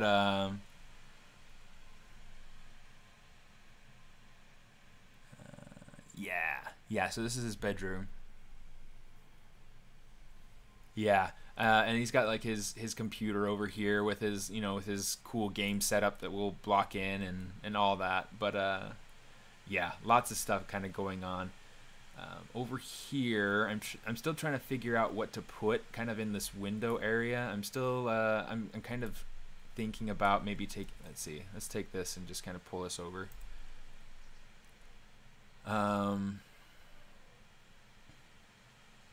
Because it might be worth going through and having some sort of like, I don't know, like a D&D set or something, or yeah, I don't know. I'm trying to figure out exactly what to put in there. I actually had thought of putting in like a chess set with but like instead of having it set up to play chess, or like he's partway through a game of chess, it's more like he's used his robots and his like his Gundam and his kaiju to kind of like have like a little battle on the on the board.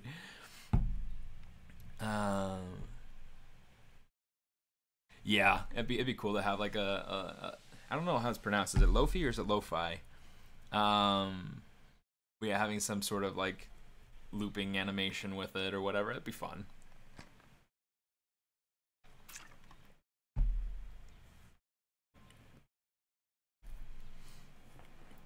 Well, I'm not a big fan of Biden, but I hate Trump.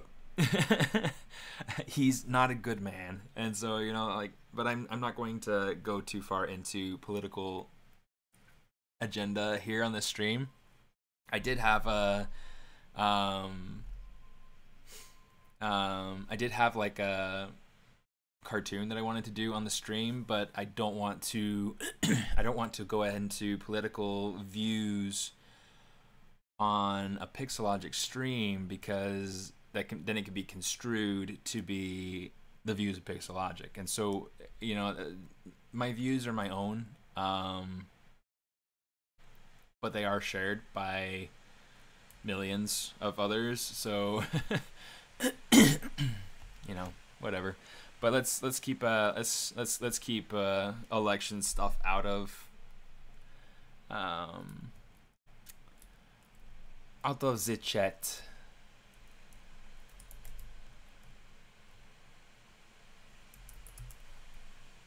I'm going to say extrude a poly loop just to be able to start to block in the window. Oh, nerds, come on, you.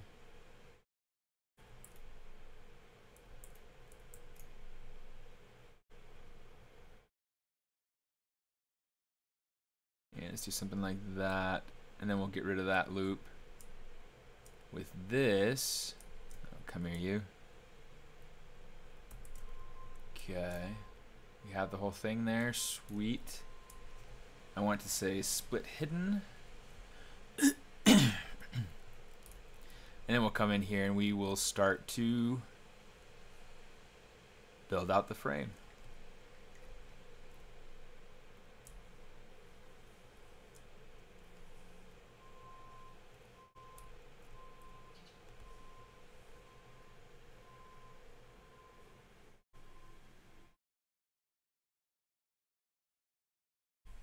Yeah, it can get really immature very fast. I'm not going to I'm not going to go into reasons. I don't really feel like there's really any kind of reason to to explore on that.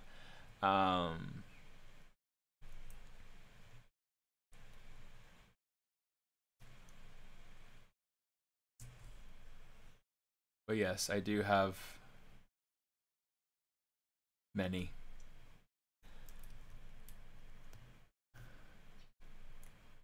Let's see. And I recognize that, you know, me saying anything in the first place probably offended somebody. But, oh well. So this will be for animation. This is going to be... this is something it's intended to kind of go through and show the modeling pipeline for, you know, for an animated short film. Yeah, there's a lot left to do on this, and you know, different pieces and different areas will be worked on different streams. But no, I'm not actually tracking poly count. It's not something that I care about and something that I'll need to care about for this particular project. This isn't going to be for a game. This isn't going to be for mobile, and so I don't really need to worry about that. I do need to be economical with my choices, but I don't need to actually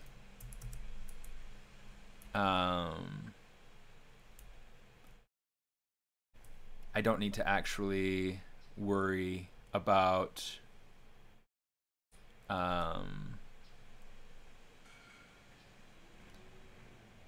my poly count really at all.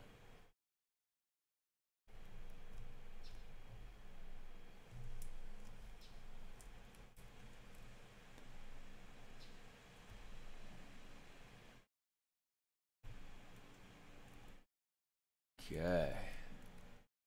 So now that's starting to have some of that wonk flavor that I want.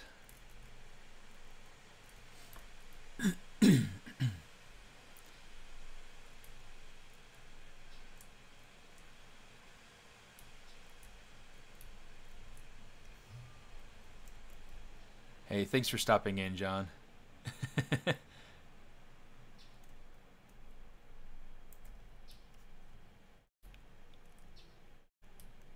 Wait. I'm 14. Wait, what? Well, ZBrush was born, I think, in 1999, so it's about 21 years old.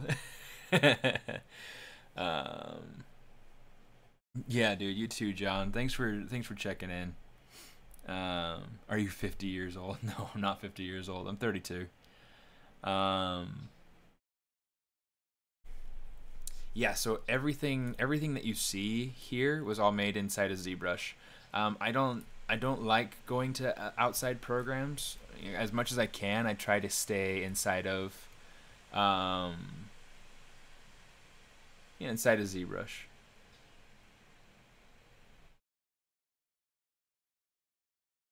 A ver si puedo encontrar.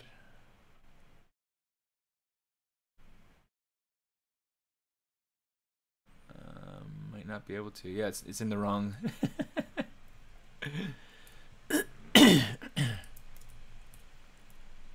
Okay. Yeah, so I need to split this off.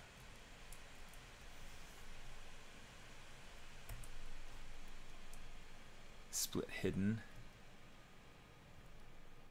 Just gonna pull this all the way down to the bottom, come back up, close that folder, turn it off. Oh, I got the wrong one.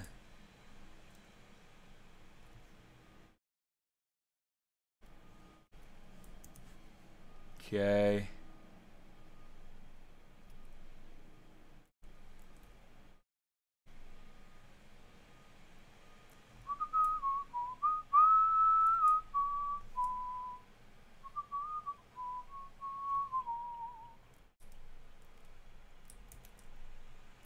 Okay, so now we're getting so these are just pieces from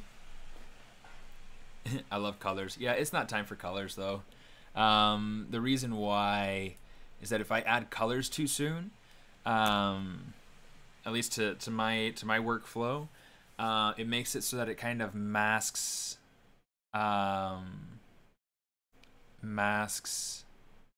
forms, masks volumes, and it makes it so that you're focusing more on the colors than you are on the actual model. So that's kind of the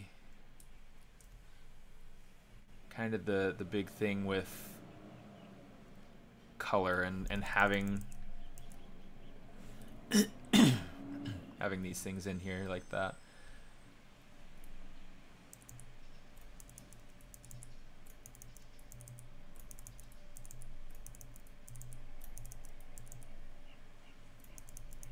Okay, let's bring the bed into the I am reading a Twitch. Doesn't ZBrush have like a random color matte cap? Are you talking about this? I mean, it's the RGB, like a normal sort of simulation, but I don't know about a random color. But yeah, let me see. Yeah, so this is for like animated short film, animated film. I am joining the sculpt off. I'm excited. Restream bot. Yeah, I don't know. I don't see a bot actually. There's the bot that tunes in every once in a while to kind of post about the ZBrush Summit. But yeah. Yes, I will be participating in the sculpt off. I'm super excited. Hey Raya, Raya, or is it Ray? Ray a dog. Ooh. Good evening. Well, thanks for coming. You know, I'm excited to have you here. I've been kind of going through and blocking in this scene, and you know, I've got, you know, a whole other part of the apartment that I have yet to really work on. But you know, I still have, you know, like different pieces of furniture, you know, just to be able to show you guys, I guess, a little bit, since, you know, some of you are pretty new. Yeah, this is the area that I had first started working on, and it started off as like a concept back when I was in school, like 10 years ago. And so I've taken this and expanded it and kind of worked on. I'm starting to work on the story, and it happens like this particular section that we're working on right here, the bedroom. It's really kind of more focused on kind of this this intro scene for this short film. So So yeah, building. I like this build. Thank you very much. What do you guys play when you're bored? That is a good question. I don't know. I don't really particularly play a whole lot. Let's go ahead and hit mirror so we can. Oh, that's not what I wanted to hit. I wanted to hit the Y direction.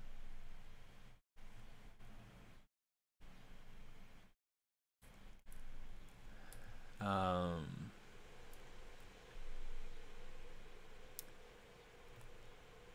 gonna go ahead and put this in around here, just so that it masks off the top of these boards going around the outside. And then what we want to do is we want to get rid of the stuff that's kind of going over the window. But yeah, anyway, lots of fun.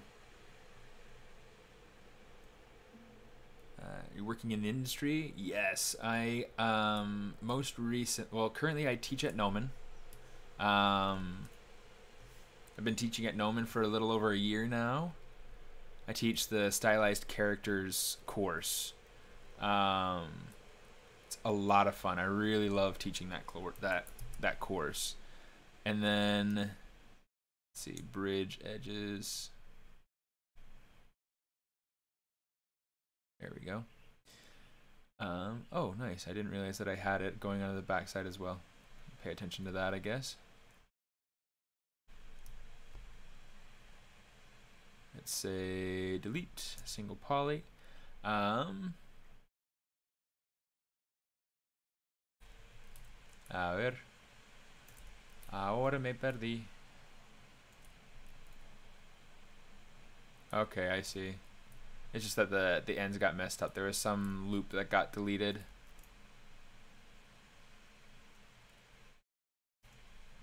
Say collapse.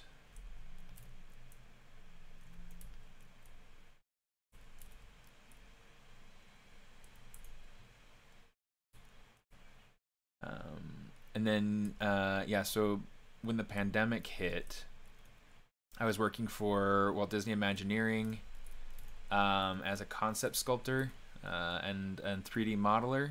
I designed and built things for Disney parks around the world. Probably easily my favorite job ever.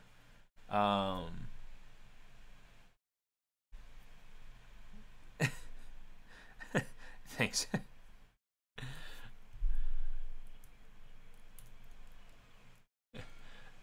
Well, I like to think my students are lucky. Yeah,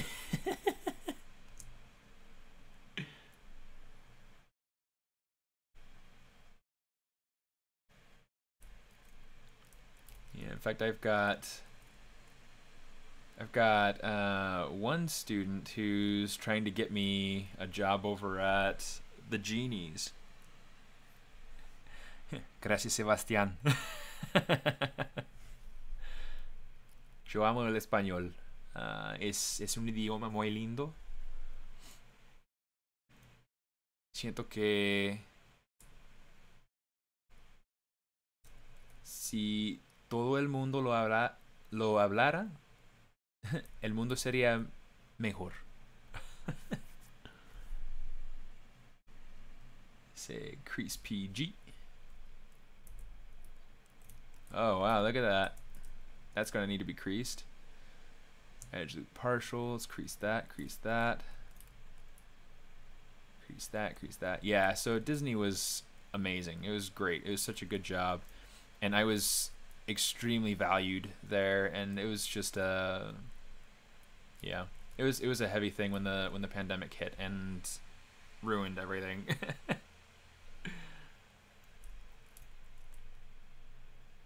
Bye, Sarvesh. Thanks for tuning in. Thanks for being around.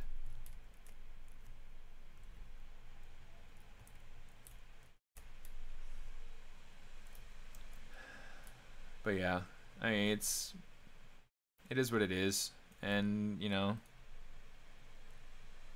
everybody's going through something.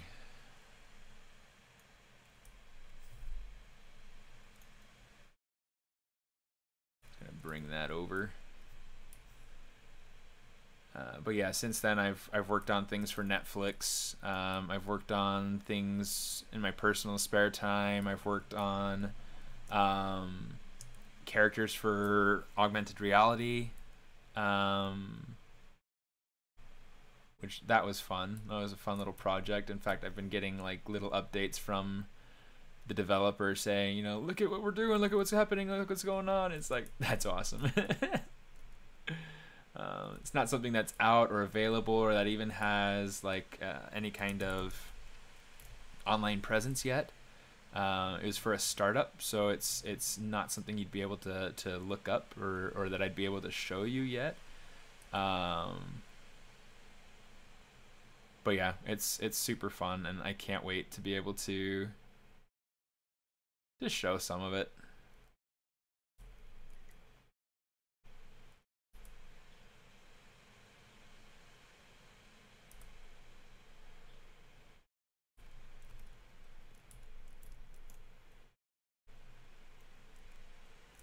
Okay, that's looking good.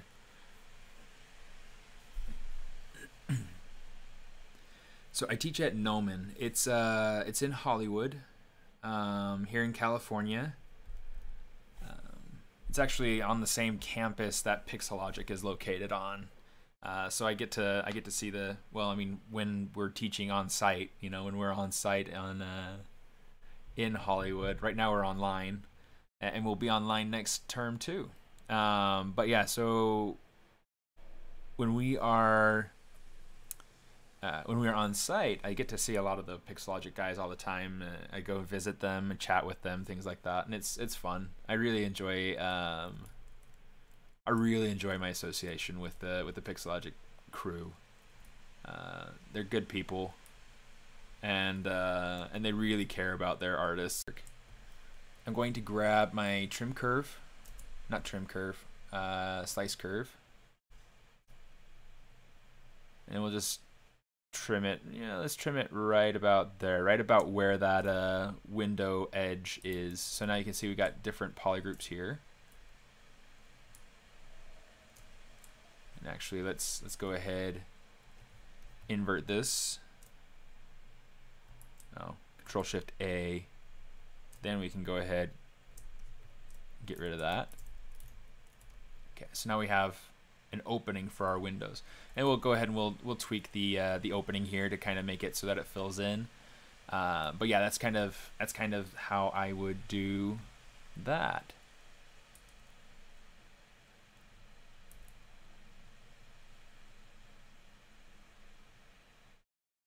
Just gonna kind of bring this over some.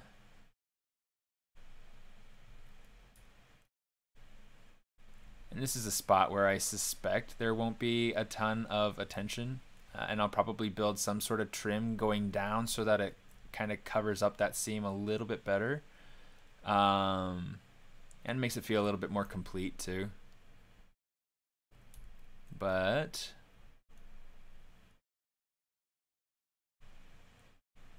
yeah.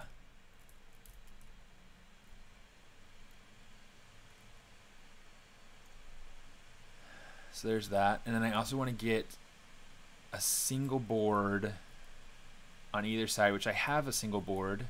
So I'll just use whatever I've got. Let's go ahead and select this. I'm going to hit Control W just to make sure that it's its own polygroup. And we'll rotate it 90 degrees. Just 90, please. Okay, there we go. Bring it into place.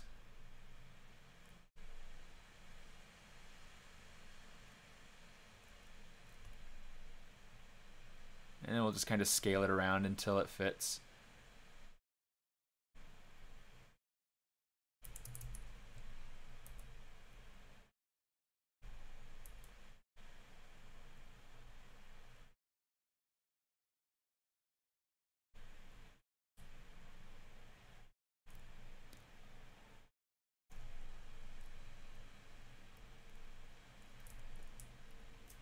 so you see that's kind of what we're getting now, and so because of the way that these pieces are, it's creating this this organic sort of lineup. It's starting to feel warm. What's the temperature like outside? It's 75 degrees. It's not bad. But it certainly feels a little bit warmer. I don't know. Oh no. Hopefully hopefully the lagging is not coming on my end. Here, I gotta save this because I have been doing a terrible job at saving today. And so yeah. So here on the Pixologic channel, I stream on Friday mornings every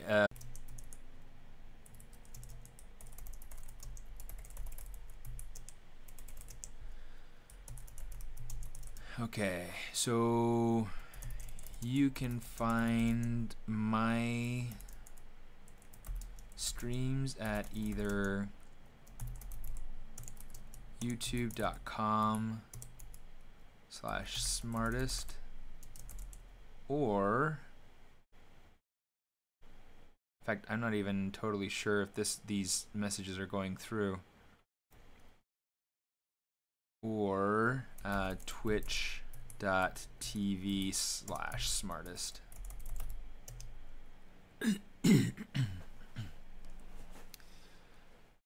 Okay, it looks like that last message went through. Hopefully that went through all right.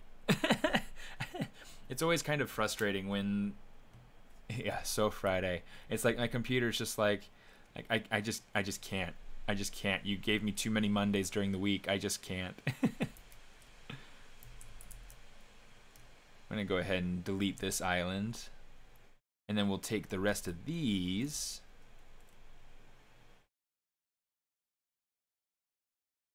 And kind of stretch them out a little bit.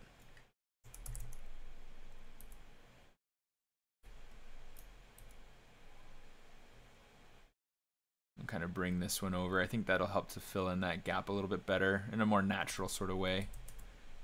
Cool. That feels better. Awesome. Dude, it's so cool to see this stuff come together.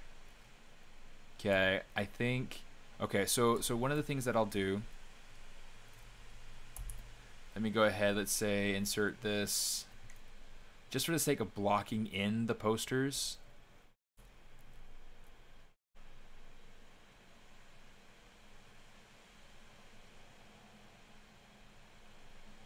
Kind of pull this in, something like this, and then we'll have another one that's just tilted differently. Maybe different height. Okay, so I want a couple of posters there for sure.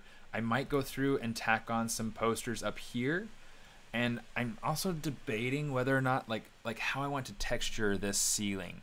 I feel like this ceiling right here, I kind of want it to be wood slats as well, but then I'm almost curious if that would be just too much wood. Either way, I want it to feel like it's like it makes sense, like it's unified with the rest of the design. And then this is going to be kind of my benchmark to carry it out through the rest of the house. I'll probably only build, like I won't build anything outside of the doorway to the right or the bedroom that's in front, but I will go through. Yeah, I'm not going to do colors though right now. I'm keeping everything gray because it helps me to be able to see things and to be able to keep track of forms, to be able to keep track of volumes and things. Oh, those aren't wall posters. These are posters. Let me go ahead and split those out.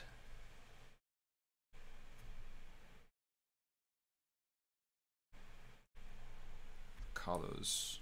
Oh, wait, let's see.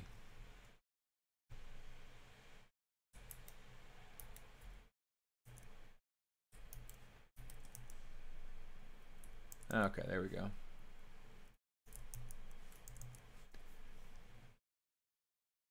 Say, yeah. Yeah, so the reason for having the character in the scene is just that, just to be able to make sure that my dimensions, that my proportions and everything are working correctly. Um, yeah, just to make sure that, you know, that I'm not making one asset bigger than the other things. I need to make sure that it feels right with the character. In fact, with these posters, let's go ahead and we'll take a, just to be able to kind of block in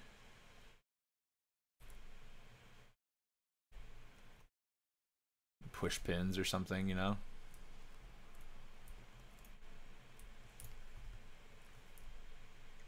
Just keeping it really simple. I mean, this is all just blocking in when you do this sort of stuff. But it's helpful to be able to just visualize kind of what it is that's happening. In fact, those are a little bit big. Maybe what I'll do instead, let's just go ahead and kind of put in. Ooh, and then we can change the Z intensity too. Let's do this. So Z intensity, set it to about 30. And you see now it looks like a tack. I'm just holding control after I start dragging it out, and that makes it so that it drags it out to the size of the brush. And so that makes it so that I don't have to worry about them being different scales or anything like that. It keeps everything nice and uniform. Okay. So in my sketch, well, I guess in this sketch it doesn't show up, but in another sketch that I did, I have in these posters, I have one that's going to be kind of like a Gundam Ninja or something like that, and then one's going to be like a Swamp Thing. In fact, I've got where do I have that sketch at?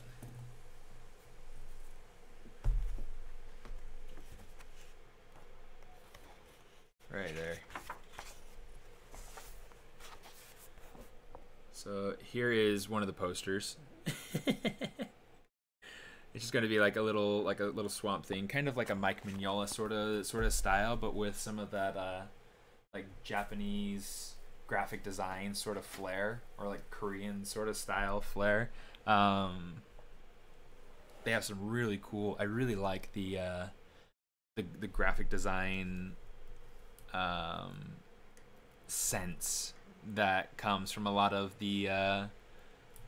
Asian graphic design. It's really super neat.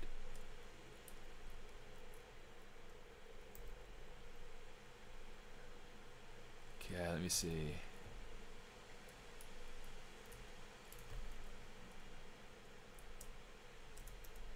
You know what? I'm going to grab this. Ooh, how about that?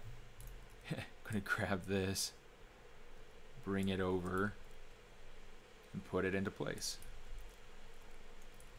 Now, it's not going to be the exact same thing as this window, but you know, it's going to be a start.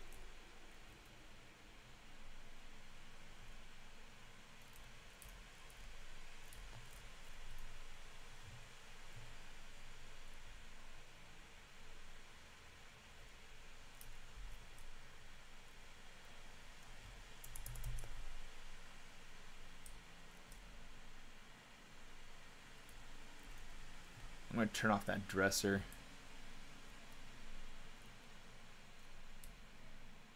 And then we'll go back to this. Now we can see. Hey, we might need to turn Kai off too.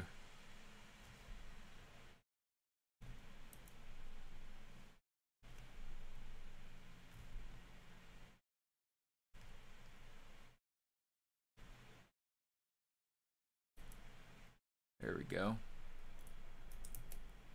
So now I have a visual representation from both sides of what of what that window is going to, the space that window is going to fill. Yes. So I mean, granted, all these things are still block-ins. So not all of them. I mean, the wood floors, you know, that's done. You know, that I'm not going to worry about doing anything more with that, except UVs. The wood. The wood along the wall is done. The trim is not done. The door might be done. I'll have to figure out kind of what to do if I want to plus that model at all, but it might be done. The bed is getting there, but it's done for now. And then I'll probably not do much of anything else with the stars except arrange them. But yeah, I did all of them myself inside of ZBrush last night and today. The computer station is kind of the next area that I want to go through and play with. I might do that in my next stream, but there are kind of a lot of things that go into building out the computer that I want to be able to show. Like there's a new feature inside of ZBrush called micropoly that I'll be able to use to be able to make the keyboard. Let me see, just other little things like that, I guess. Simple things to be able to get the mouse, the chords going, and things like that.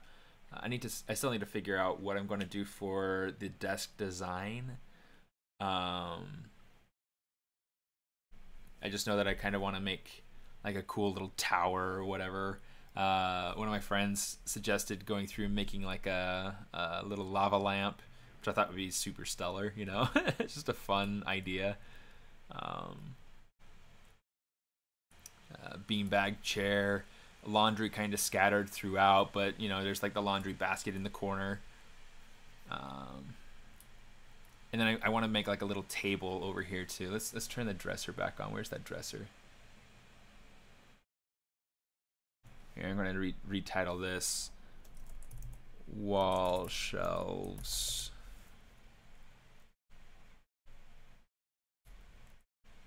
In fact, I kind of want to take this.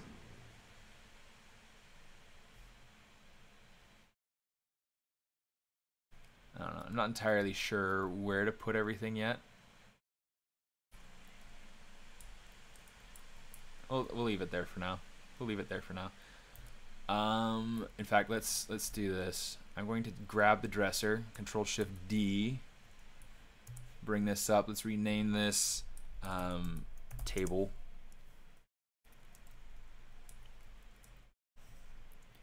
Bring this over.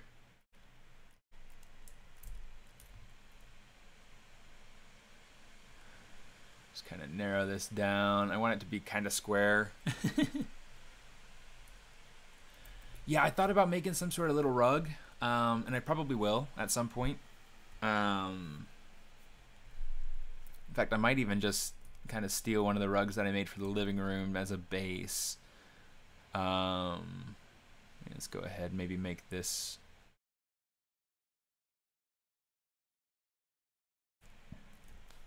about like that. Since I'm not working in symmetry, might as well just kind of play with this. Let's turn Kai off. Or maybe we just move him. Let's just move him, because having him in there is helpful.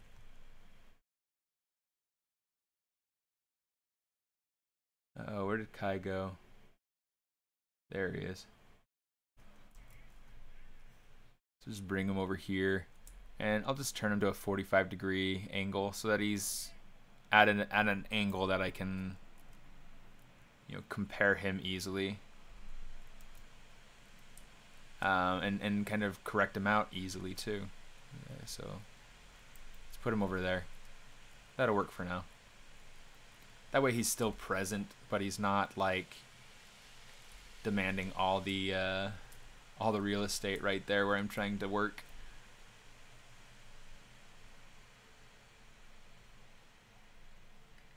Okay, just gonna kind of wonkify the shape a little bit. Solo it out. Farmington, Pennsylvania is calling right now, huh? Hopefully they leave a message, because that's always kind of an interesting thing, getting a phone call from somebody you don't recognize. So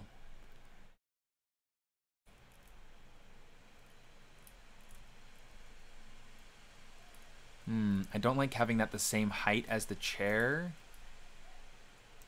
So let's raise this up just a little bit.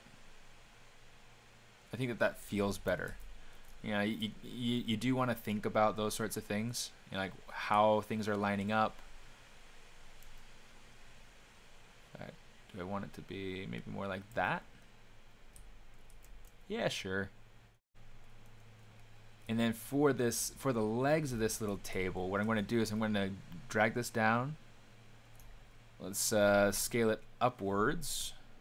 And I'm just going to hold Alt and use that scale up to be able to essentially shrink it down in every direction except for that one.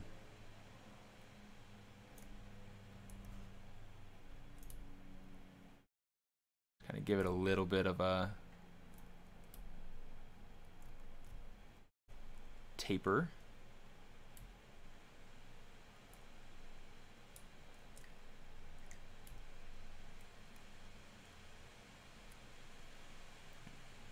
And let's get this kind of placed in a good spot. It doesn't need to feel like anything fancy. This is just intended to be kind of like an IKEA table sort of thing. But I do want to make sure the legs kind of going in the right spot.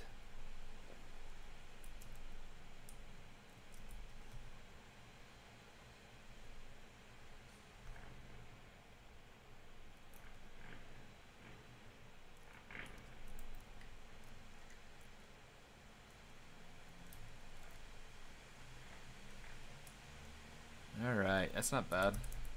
Let's go ahead and fix this one. Just using my move topological. It's okay if the legs are a little inconsistent, because that'll help to kind of create interest and make it so that it's not as predictable one shape to the next. Okay, so that works.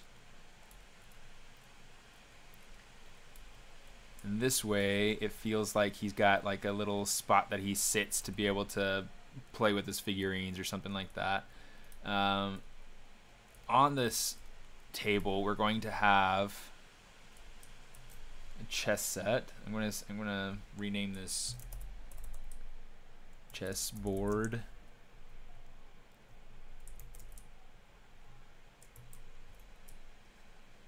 Let's go through and do this. Geometry, delete hidden.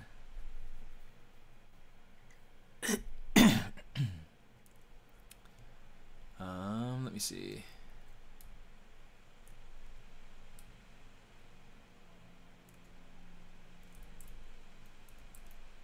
Actually, come on. Shrink it down, raise it up.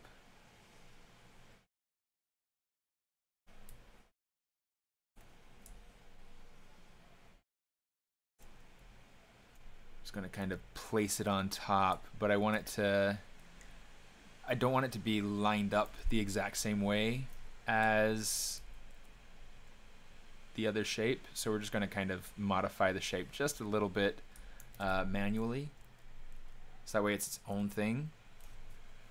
Okay, so that's just kind of blocking in that little chess set. Okay, let me see.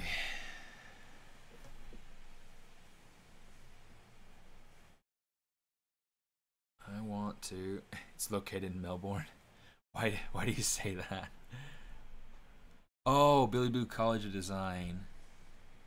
I actually haven't heard of that one. Do you go there? Is it good?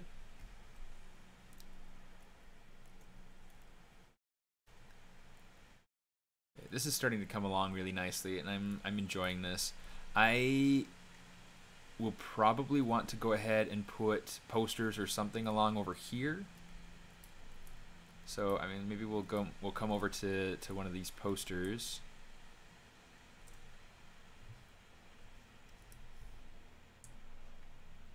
Grab it.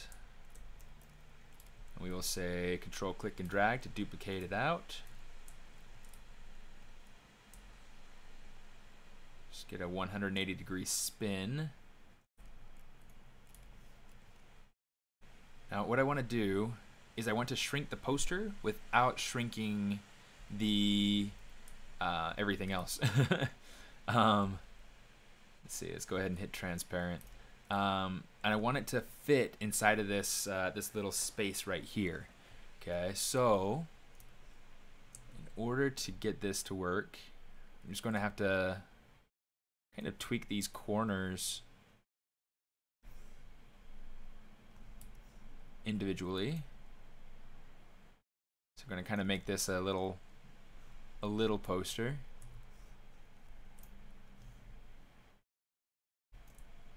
Oh, congratulations on getting accepted. Starting next year, like in like winter term or something, or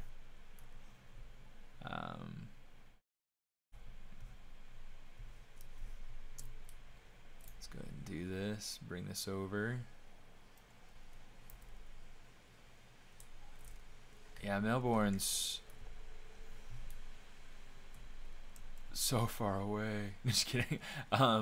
Melbourne's kind of nice, and being at a school in Melbourne is kind of nice from the standpoint of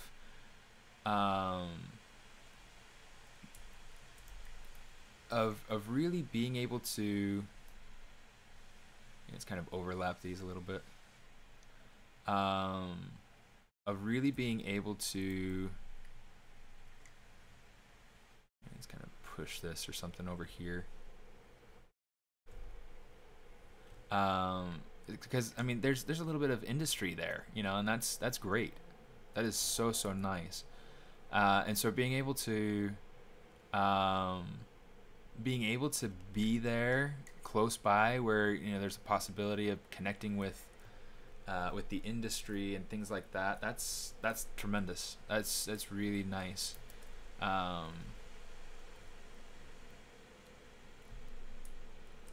I went to BYU and studied at their animation program, and it was a great experience. Oh, you're located in Sweden. Wow. But yeah, being in Melbourne it's a good thing. So, are you going to be there on site, or are you going to be doing online? I don't know how things are working over in Sweden, or I don't even know how things are working in Australia. So it's I'm kind of clueless as to how that's going. It's not someone that shows up in the media very often.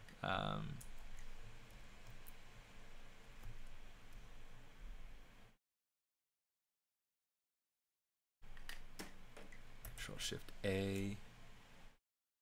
Control A.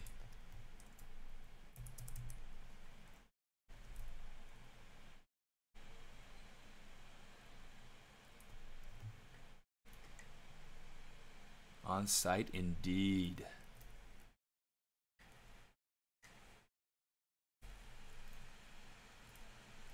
You know, I had a friend.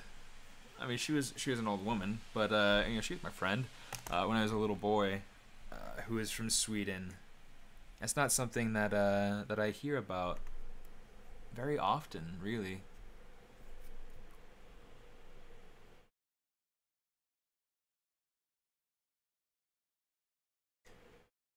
Oh, it's easy to hear about the US because the US is so loud.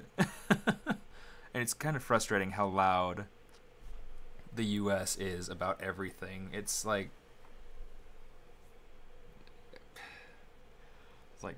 don't stop looking at us. Wait, you have problems too? Don't worry about it. We have bigger problems. You can look at our problems. Yeah, I don't know.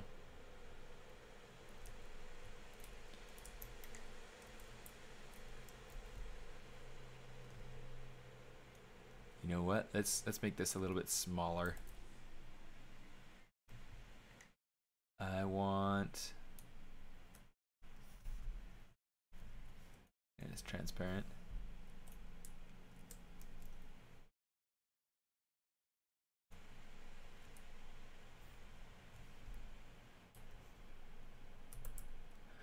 Okay. Oh, come on.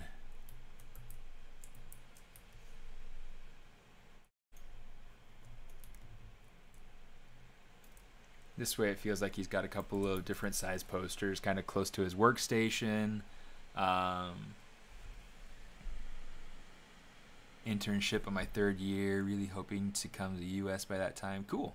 Is there anywhere in particular you're hoping to get to?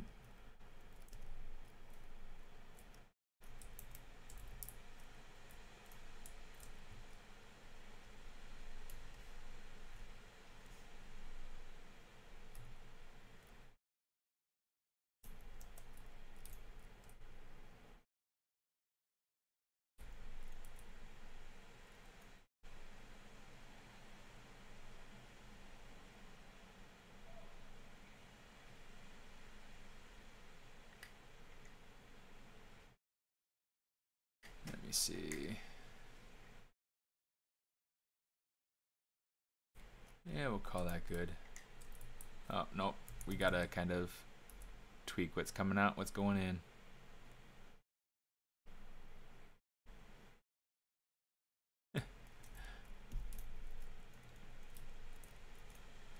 I might have to put like a poster or two up here or something like that, but we'll see.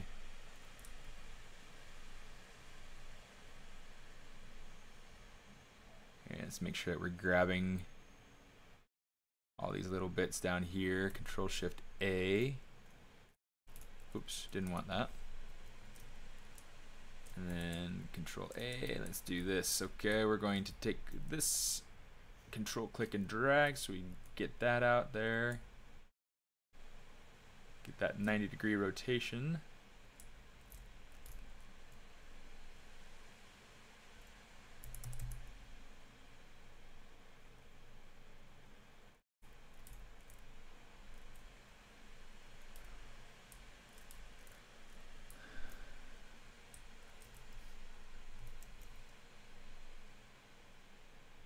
Looks like I got my gizmo messed up and that's why it got all buggered up.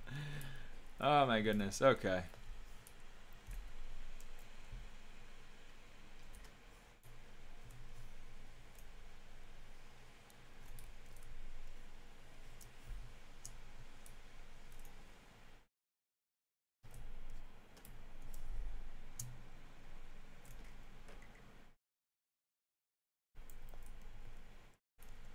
Something like that. So that way it feels like there's some sort of something going on there.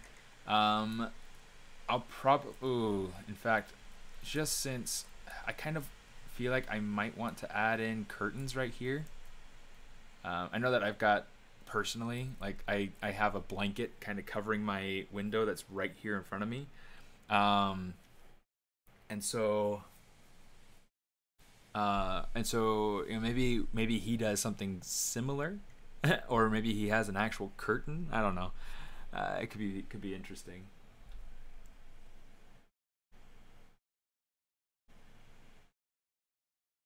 My sister's sending me pictures of something that she's drawn. Let me see. Love to go for Disney. It's a really wanted. Yeah, it's really competitive. For sure.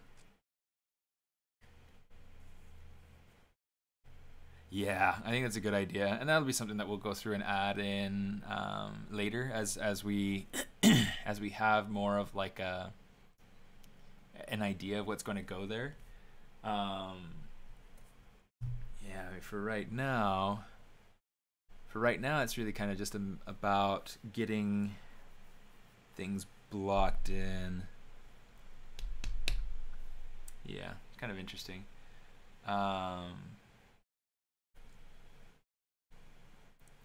Isn't it a bit hard to make such a piece of work in ZBrush compared to modeling tool? ZBrush is a modeling tool. So really, I mean, what's nice about ZBrush is that I've got things like insert mesh brushes and things like that I can go ahead and I can just pluck things out. I can use, you know, really, I have a whole breadth of different tools at my fingertips that I don't have when I'm working in Maya or other tools. You know, so it's a really good tool in my mindset to be able to get the effects that I need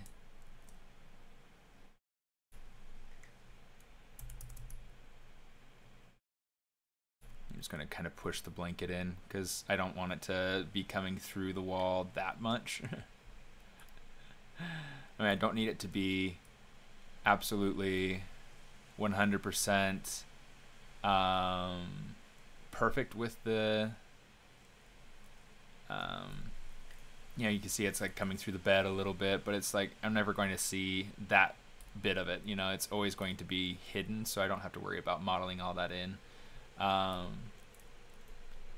But yeah, I mean, usually I use Maya if I don't want to use ZBrush, or if I have to use Maya or whatever. Especially if I'm going for something with UVs, I will use Maya. I am thinking about trying to go through and do a tutorial series where it's like I go through and show my UV process, not just with like Maya, but also possibly with Blender. Yeah, I need to learn that tool set in Blender first though. But yeah, I really like it because it's nice to be able to stay in the one tool instead of having to bounce around, or yeah, it just gives me some really good flexibility working just in ZBrush.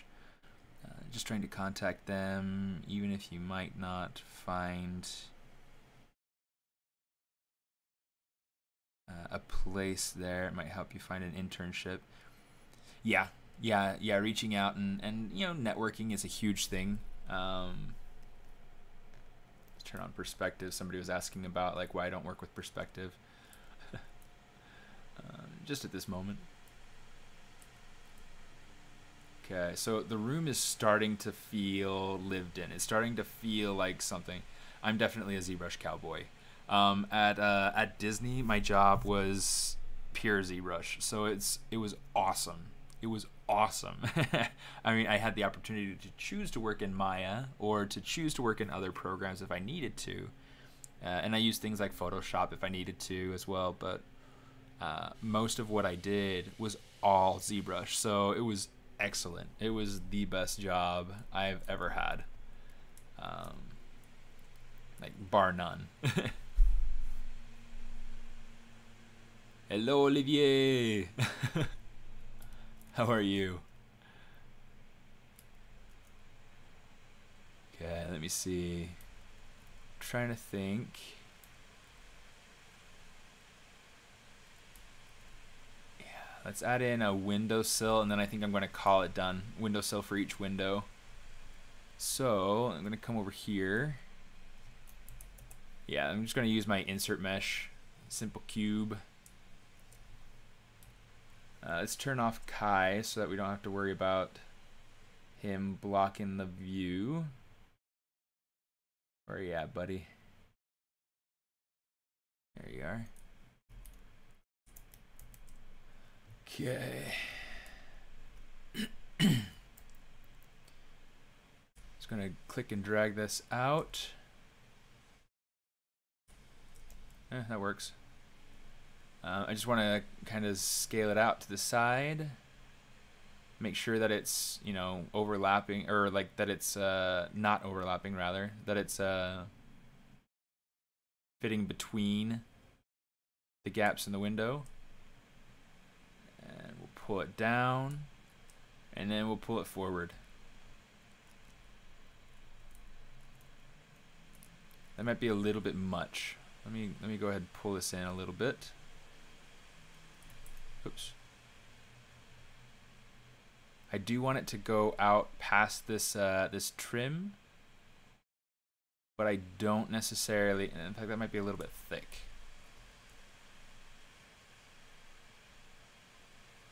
I think that's feeling a little bit better. Just gonna kind of pull this out. Just want it to be a little bit proud of that trim.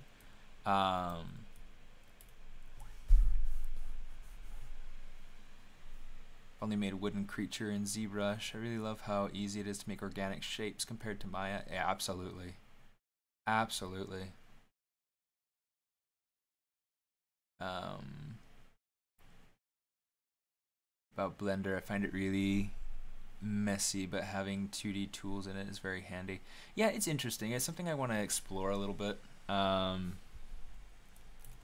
I definitely prefer ZBrush just because I've been in it so much longer. I did try Blender first, which is how I know that I don't like it. But then again, I tried it like 14 years ago, before it was worth using, you know. Yeah, it's kind of an interesting tool, but it's advanced a lot since then, and I suspect it'll continue to advance. So, and the nice thing is too that it's completely free, so it in the very least has that going for it. Can't complain about the price.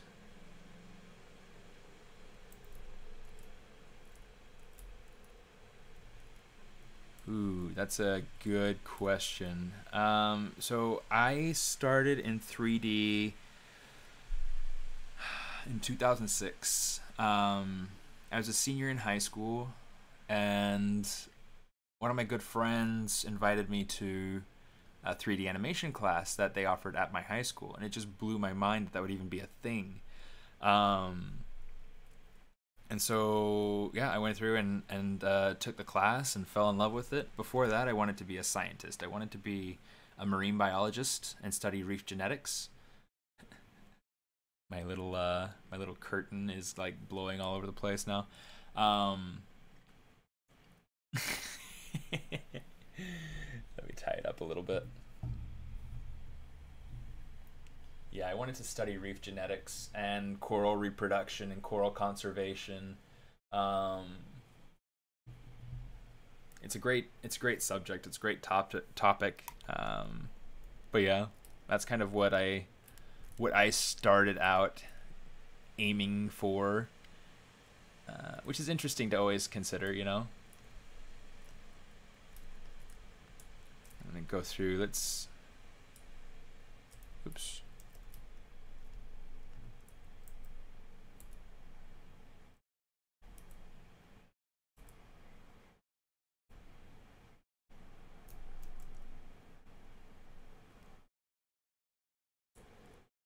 Okay. So what I want to do with this, I don't need the full thing. I just need, nope, not the island. Shoot. Just need this and this, and I don't really even need this. I just need the point there. So what I'm going to do, I'm going to take this. Let's extend it. Just so that it feels like it's got a good steady grip on that wall. And what I'm going to do, oh, here, let's narrow it out just a little bit. Or maybe what I'll do is I'll narrow it out at the bottom. Kind of narrow it down, something like that. I think that feels good.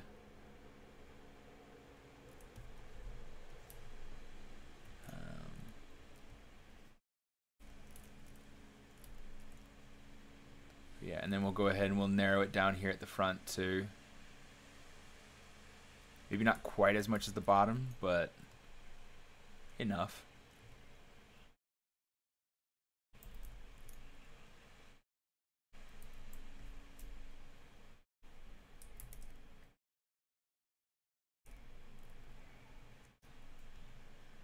Say extrude, polyloop, sure.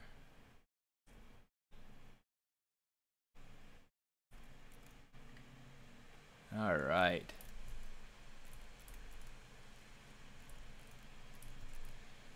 And then let's actually take this. Just insert edges down here. We'll just get rid of these other loops.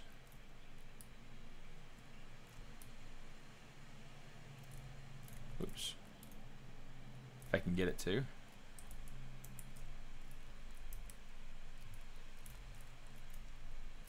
Okay, so now we've got this nice thing going on here.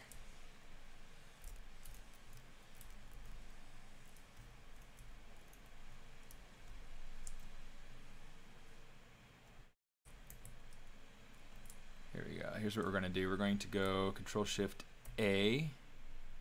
Oops. Control Shift A, Control W, just so that we got the same polygroup going on in there. Control W for that, so we get a different polygroup. Control Shift A, come on. And then we'll get a different polygroup up top. Man, you guys are being like really crazy good about like talking to each other.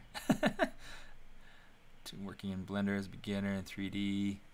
Kind of frustrating sometimes because it tends to not work properly. That's hard.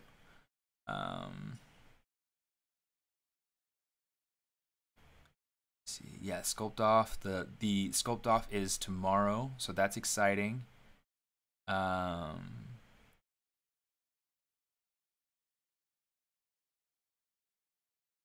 Using Cinema 4D and Octane. Interesting. Yeah, Cinema 4D is one that I've never used. But I do have a friend, actually my friend that got me into 3D is the he used Cinema 4D when we were in school to be able to like at college. We went to college too. But yeah, he did a whole bunch of stuff with Cinema 4D.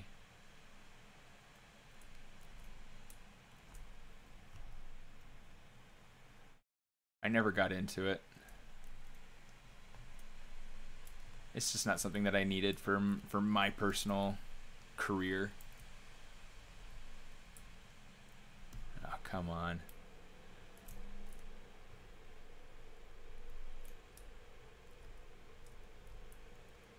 Yeah, let's go to the other side so we can see. It looks like this needs to go backwards.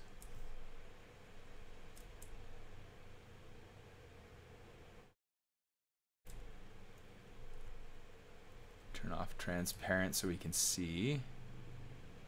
Yeah, that's looking much better.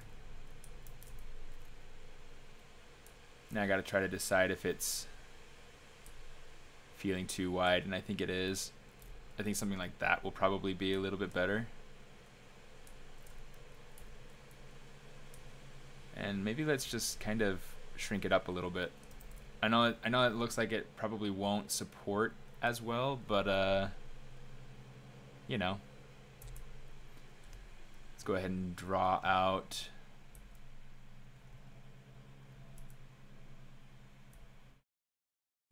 a couple little nails, so to speak.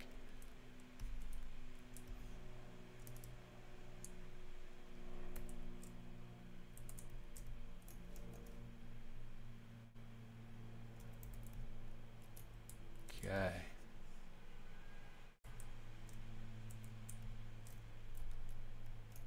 So now what I've got to do, control click and drag that out. And then what I'm going to do is I'm going to grab this section down here and just kind of pull it down. Just gives me that opportunity to kind of vary it up and make it a little bit more interesting. Oops. Let's go ahead and grab these and come on.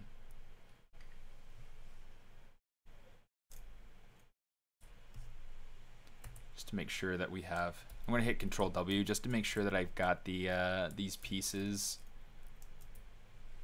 more selectable.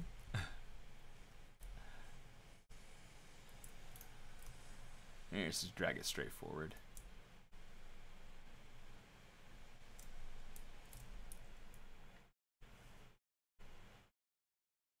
Drag it straight back.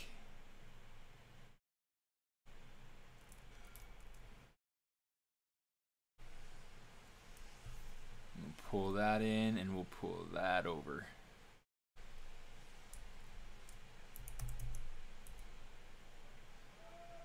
Just kind of pull that down, pull this, I don't know, something like that. We'll just kind of play with it just a little bit. Okay, so now he's got his little shelf in there. I do have an Instagram account.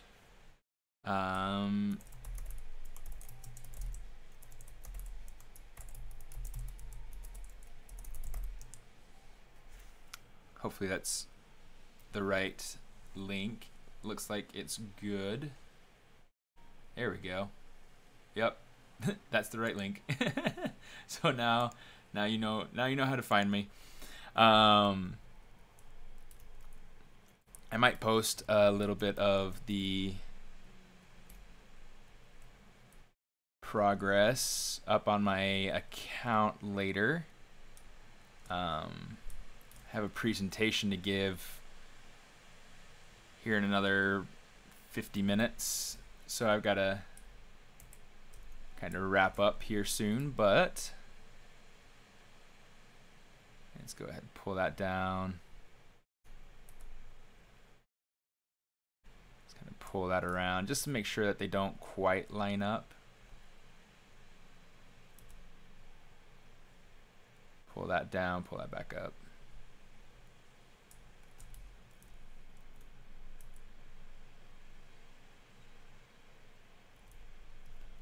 There we go. Something like that. Okay, shelving installed. Boom! Took a trip to IKEA. Speaking of Sweden. Okay, so now that shelving is ready. And eventually we'll get into like populating it with little toys and things. For right now, I gotta kind of call this where it is. Yeah. And so far I'm having a great time working on this little environment here. Hopefully it's been instructive to you and that it's been fun. We sure do love our IKEA. We love your IKEA too. Yeah. I mean, thanks you guys for tuning in and having fun with me. Hopefully you enjoyed this. Let's turn Kai back on so he's in there for the closing shots. Let's go ahead and bring him down to the bottom. He'll just be on the outside. But yeah, so there's Kai, there's the bedroom. It's starting to come along. Starting to come along. Yes! Alrighty, guys. Yeah, let's turn on perspective just so we get a little bit, something a little bit more natural to you guys.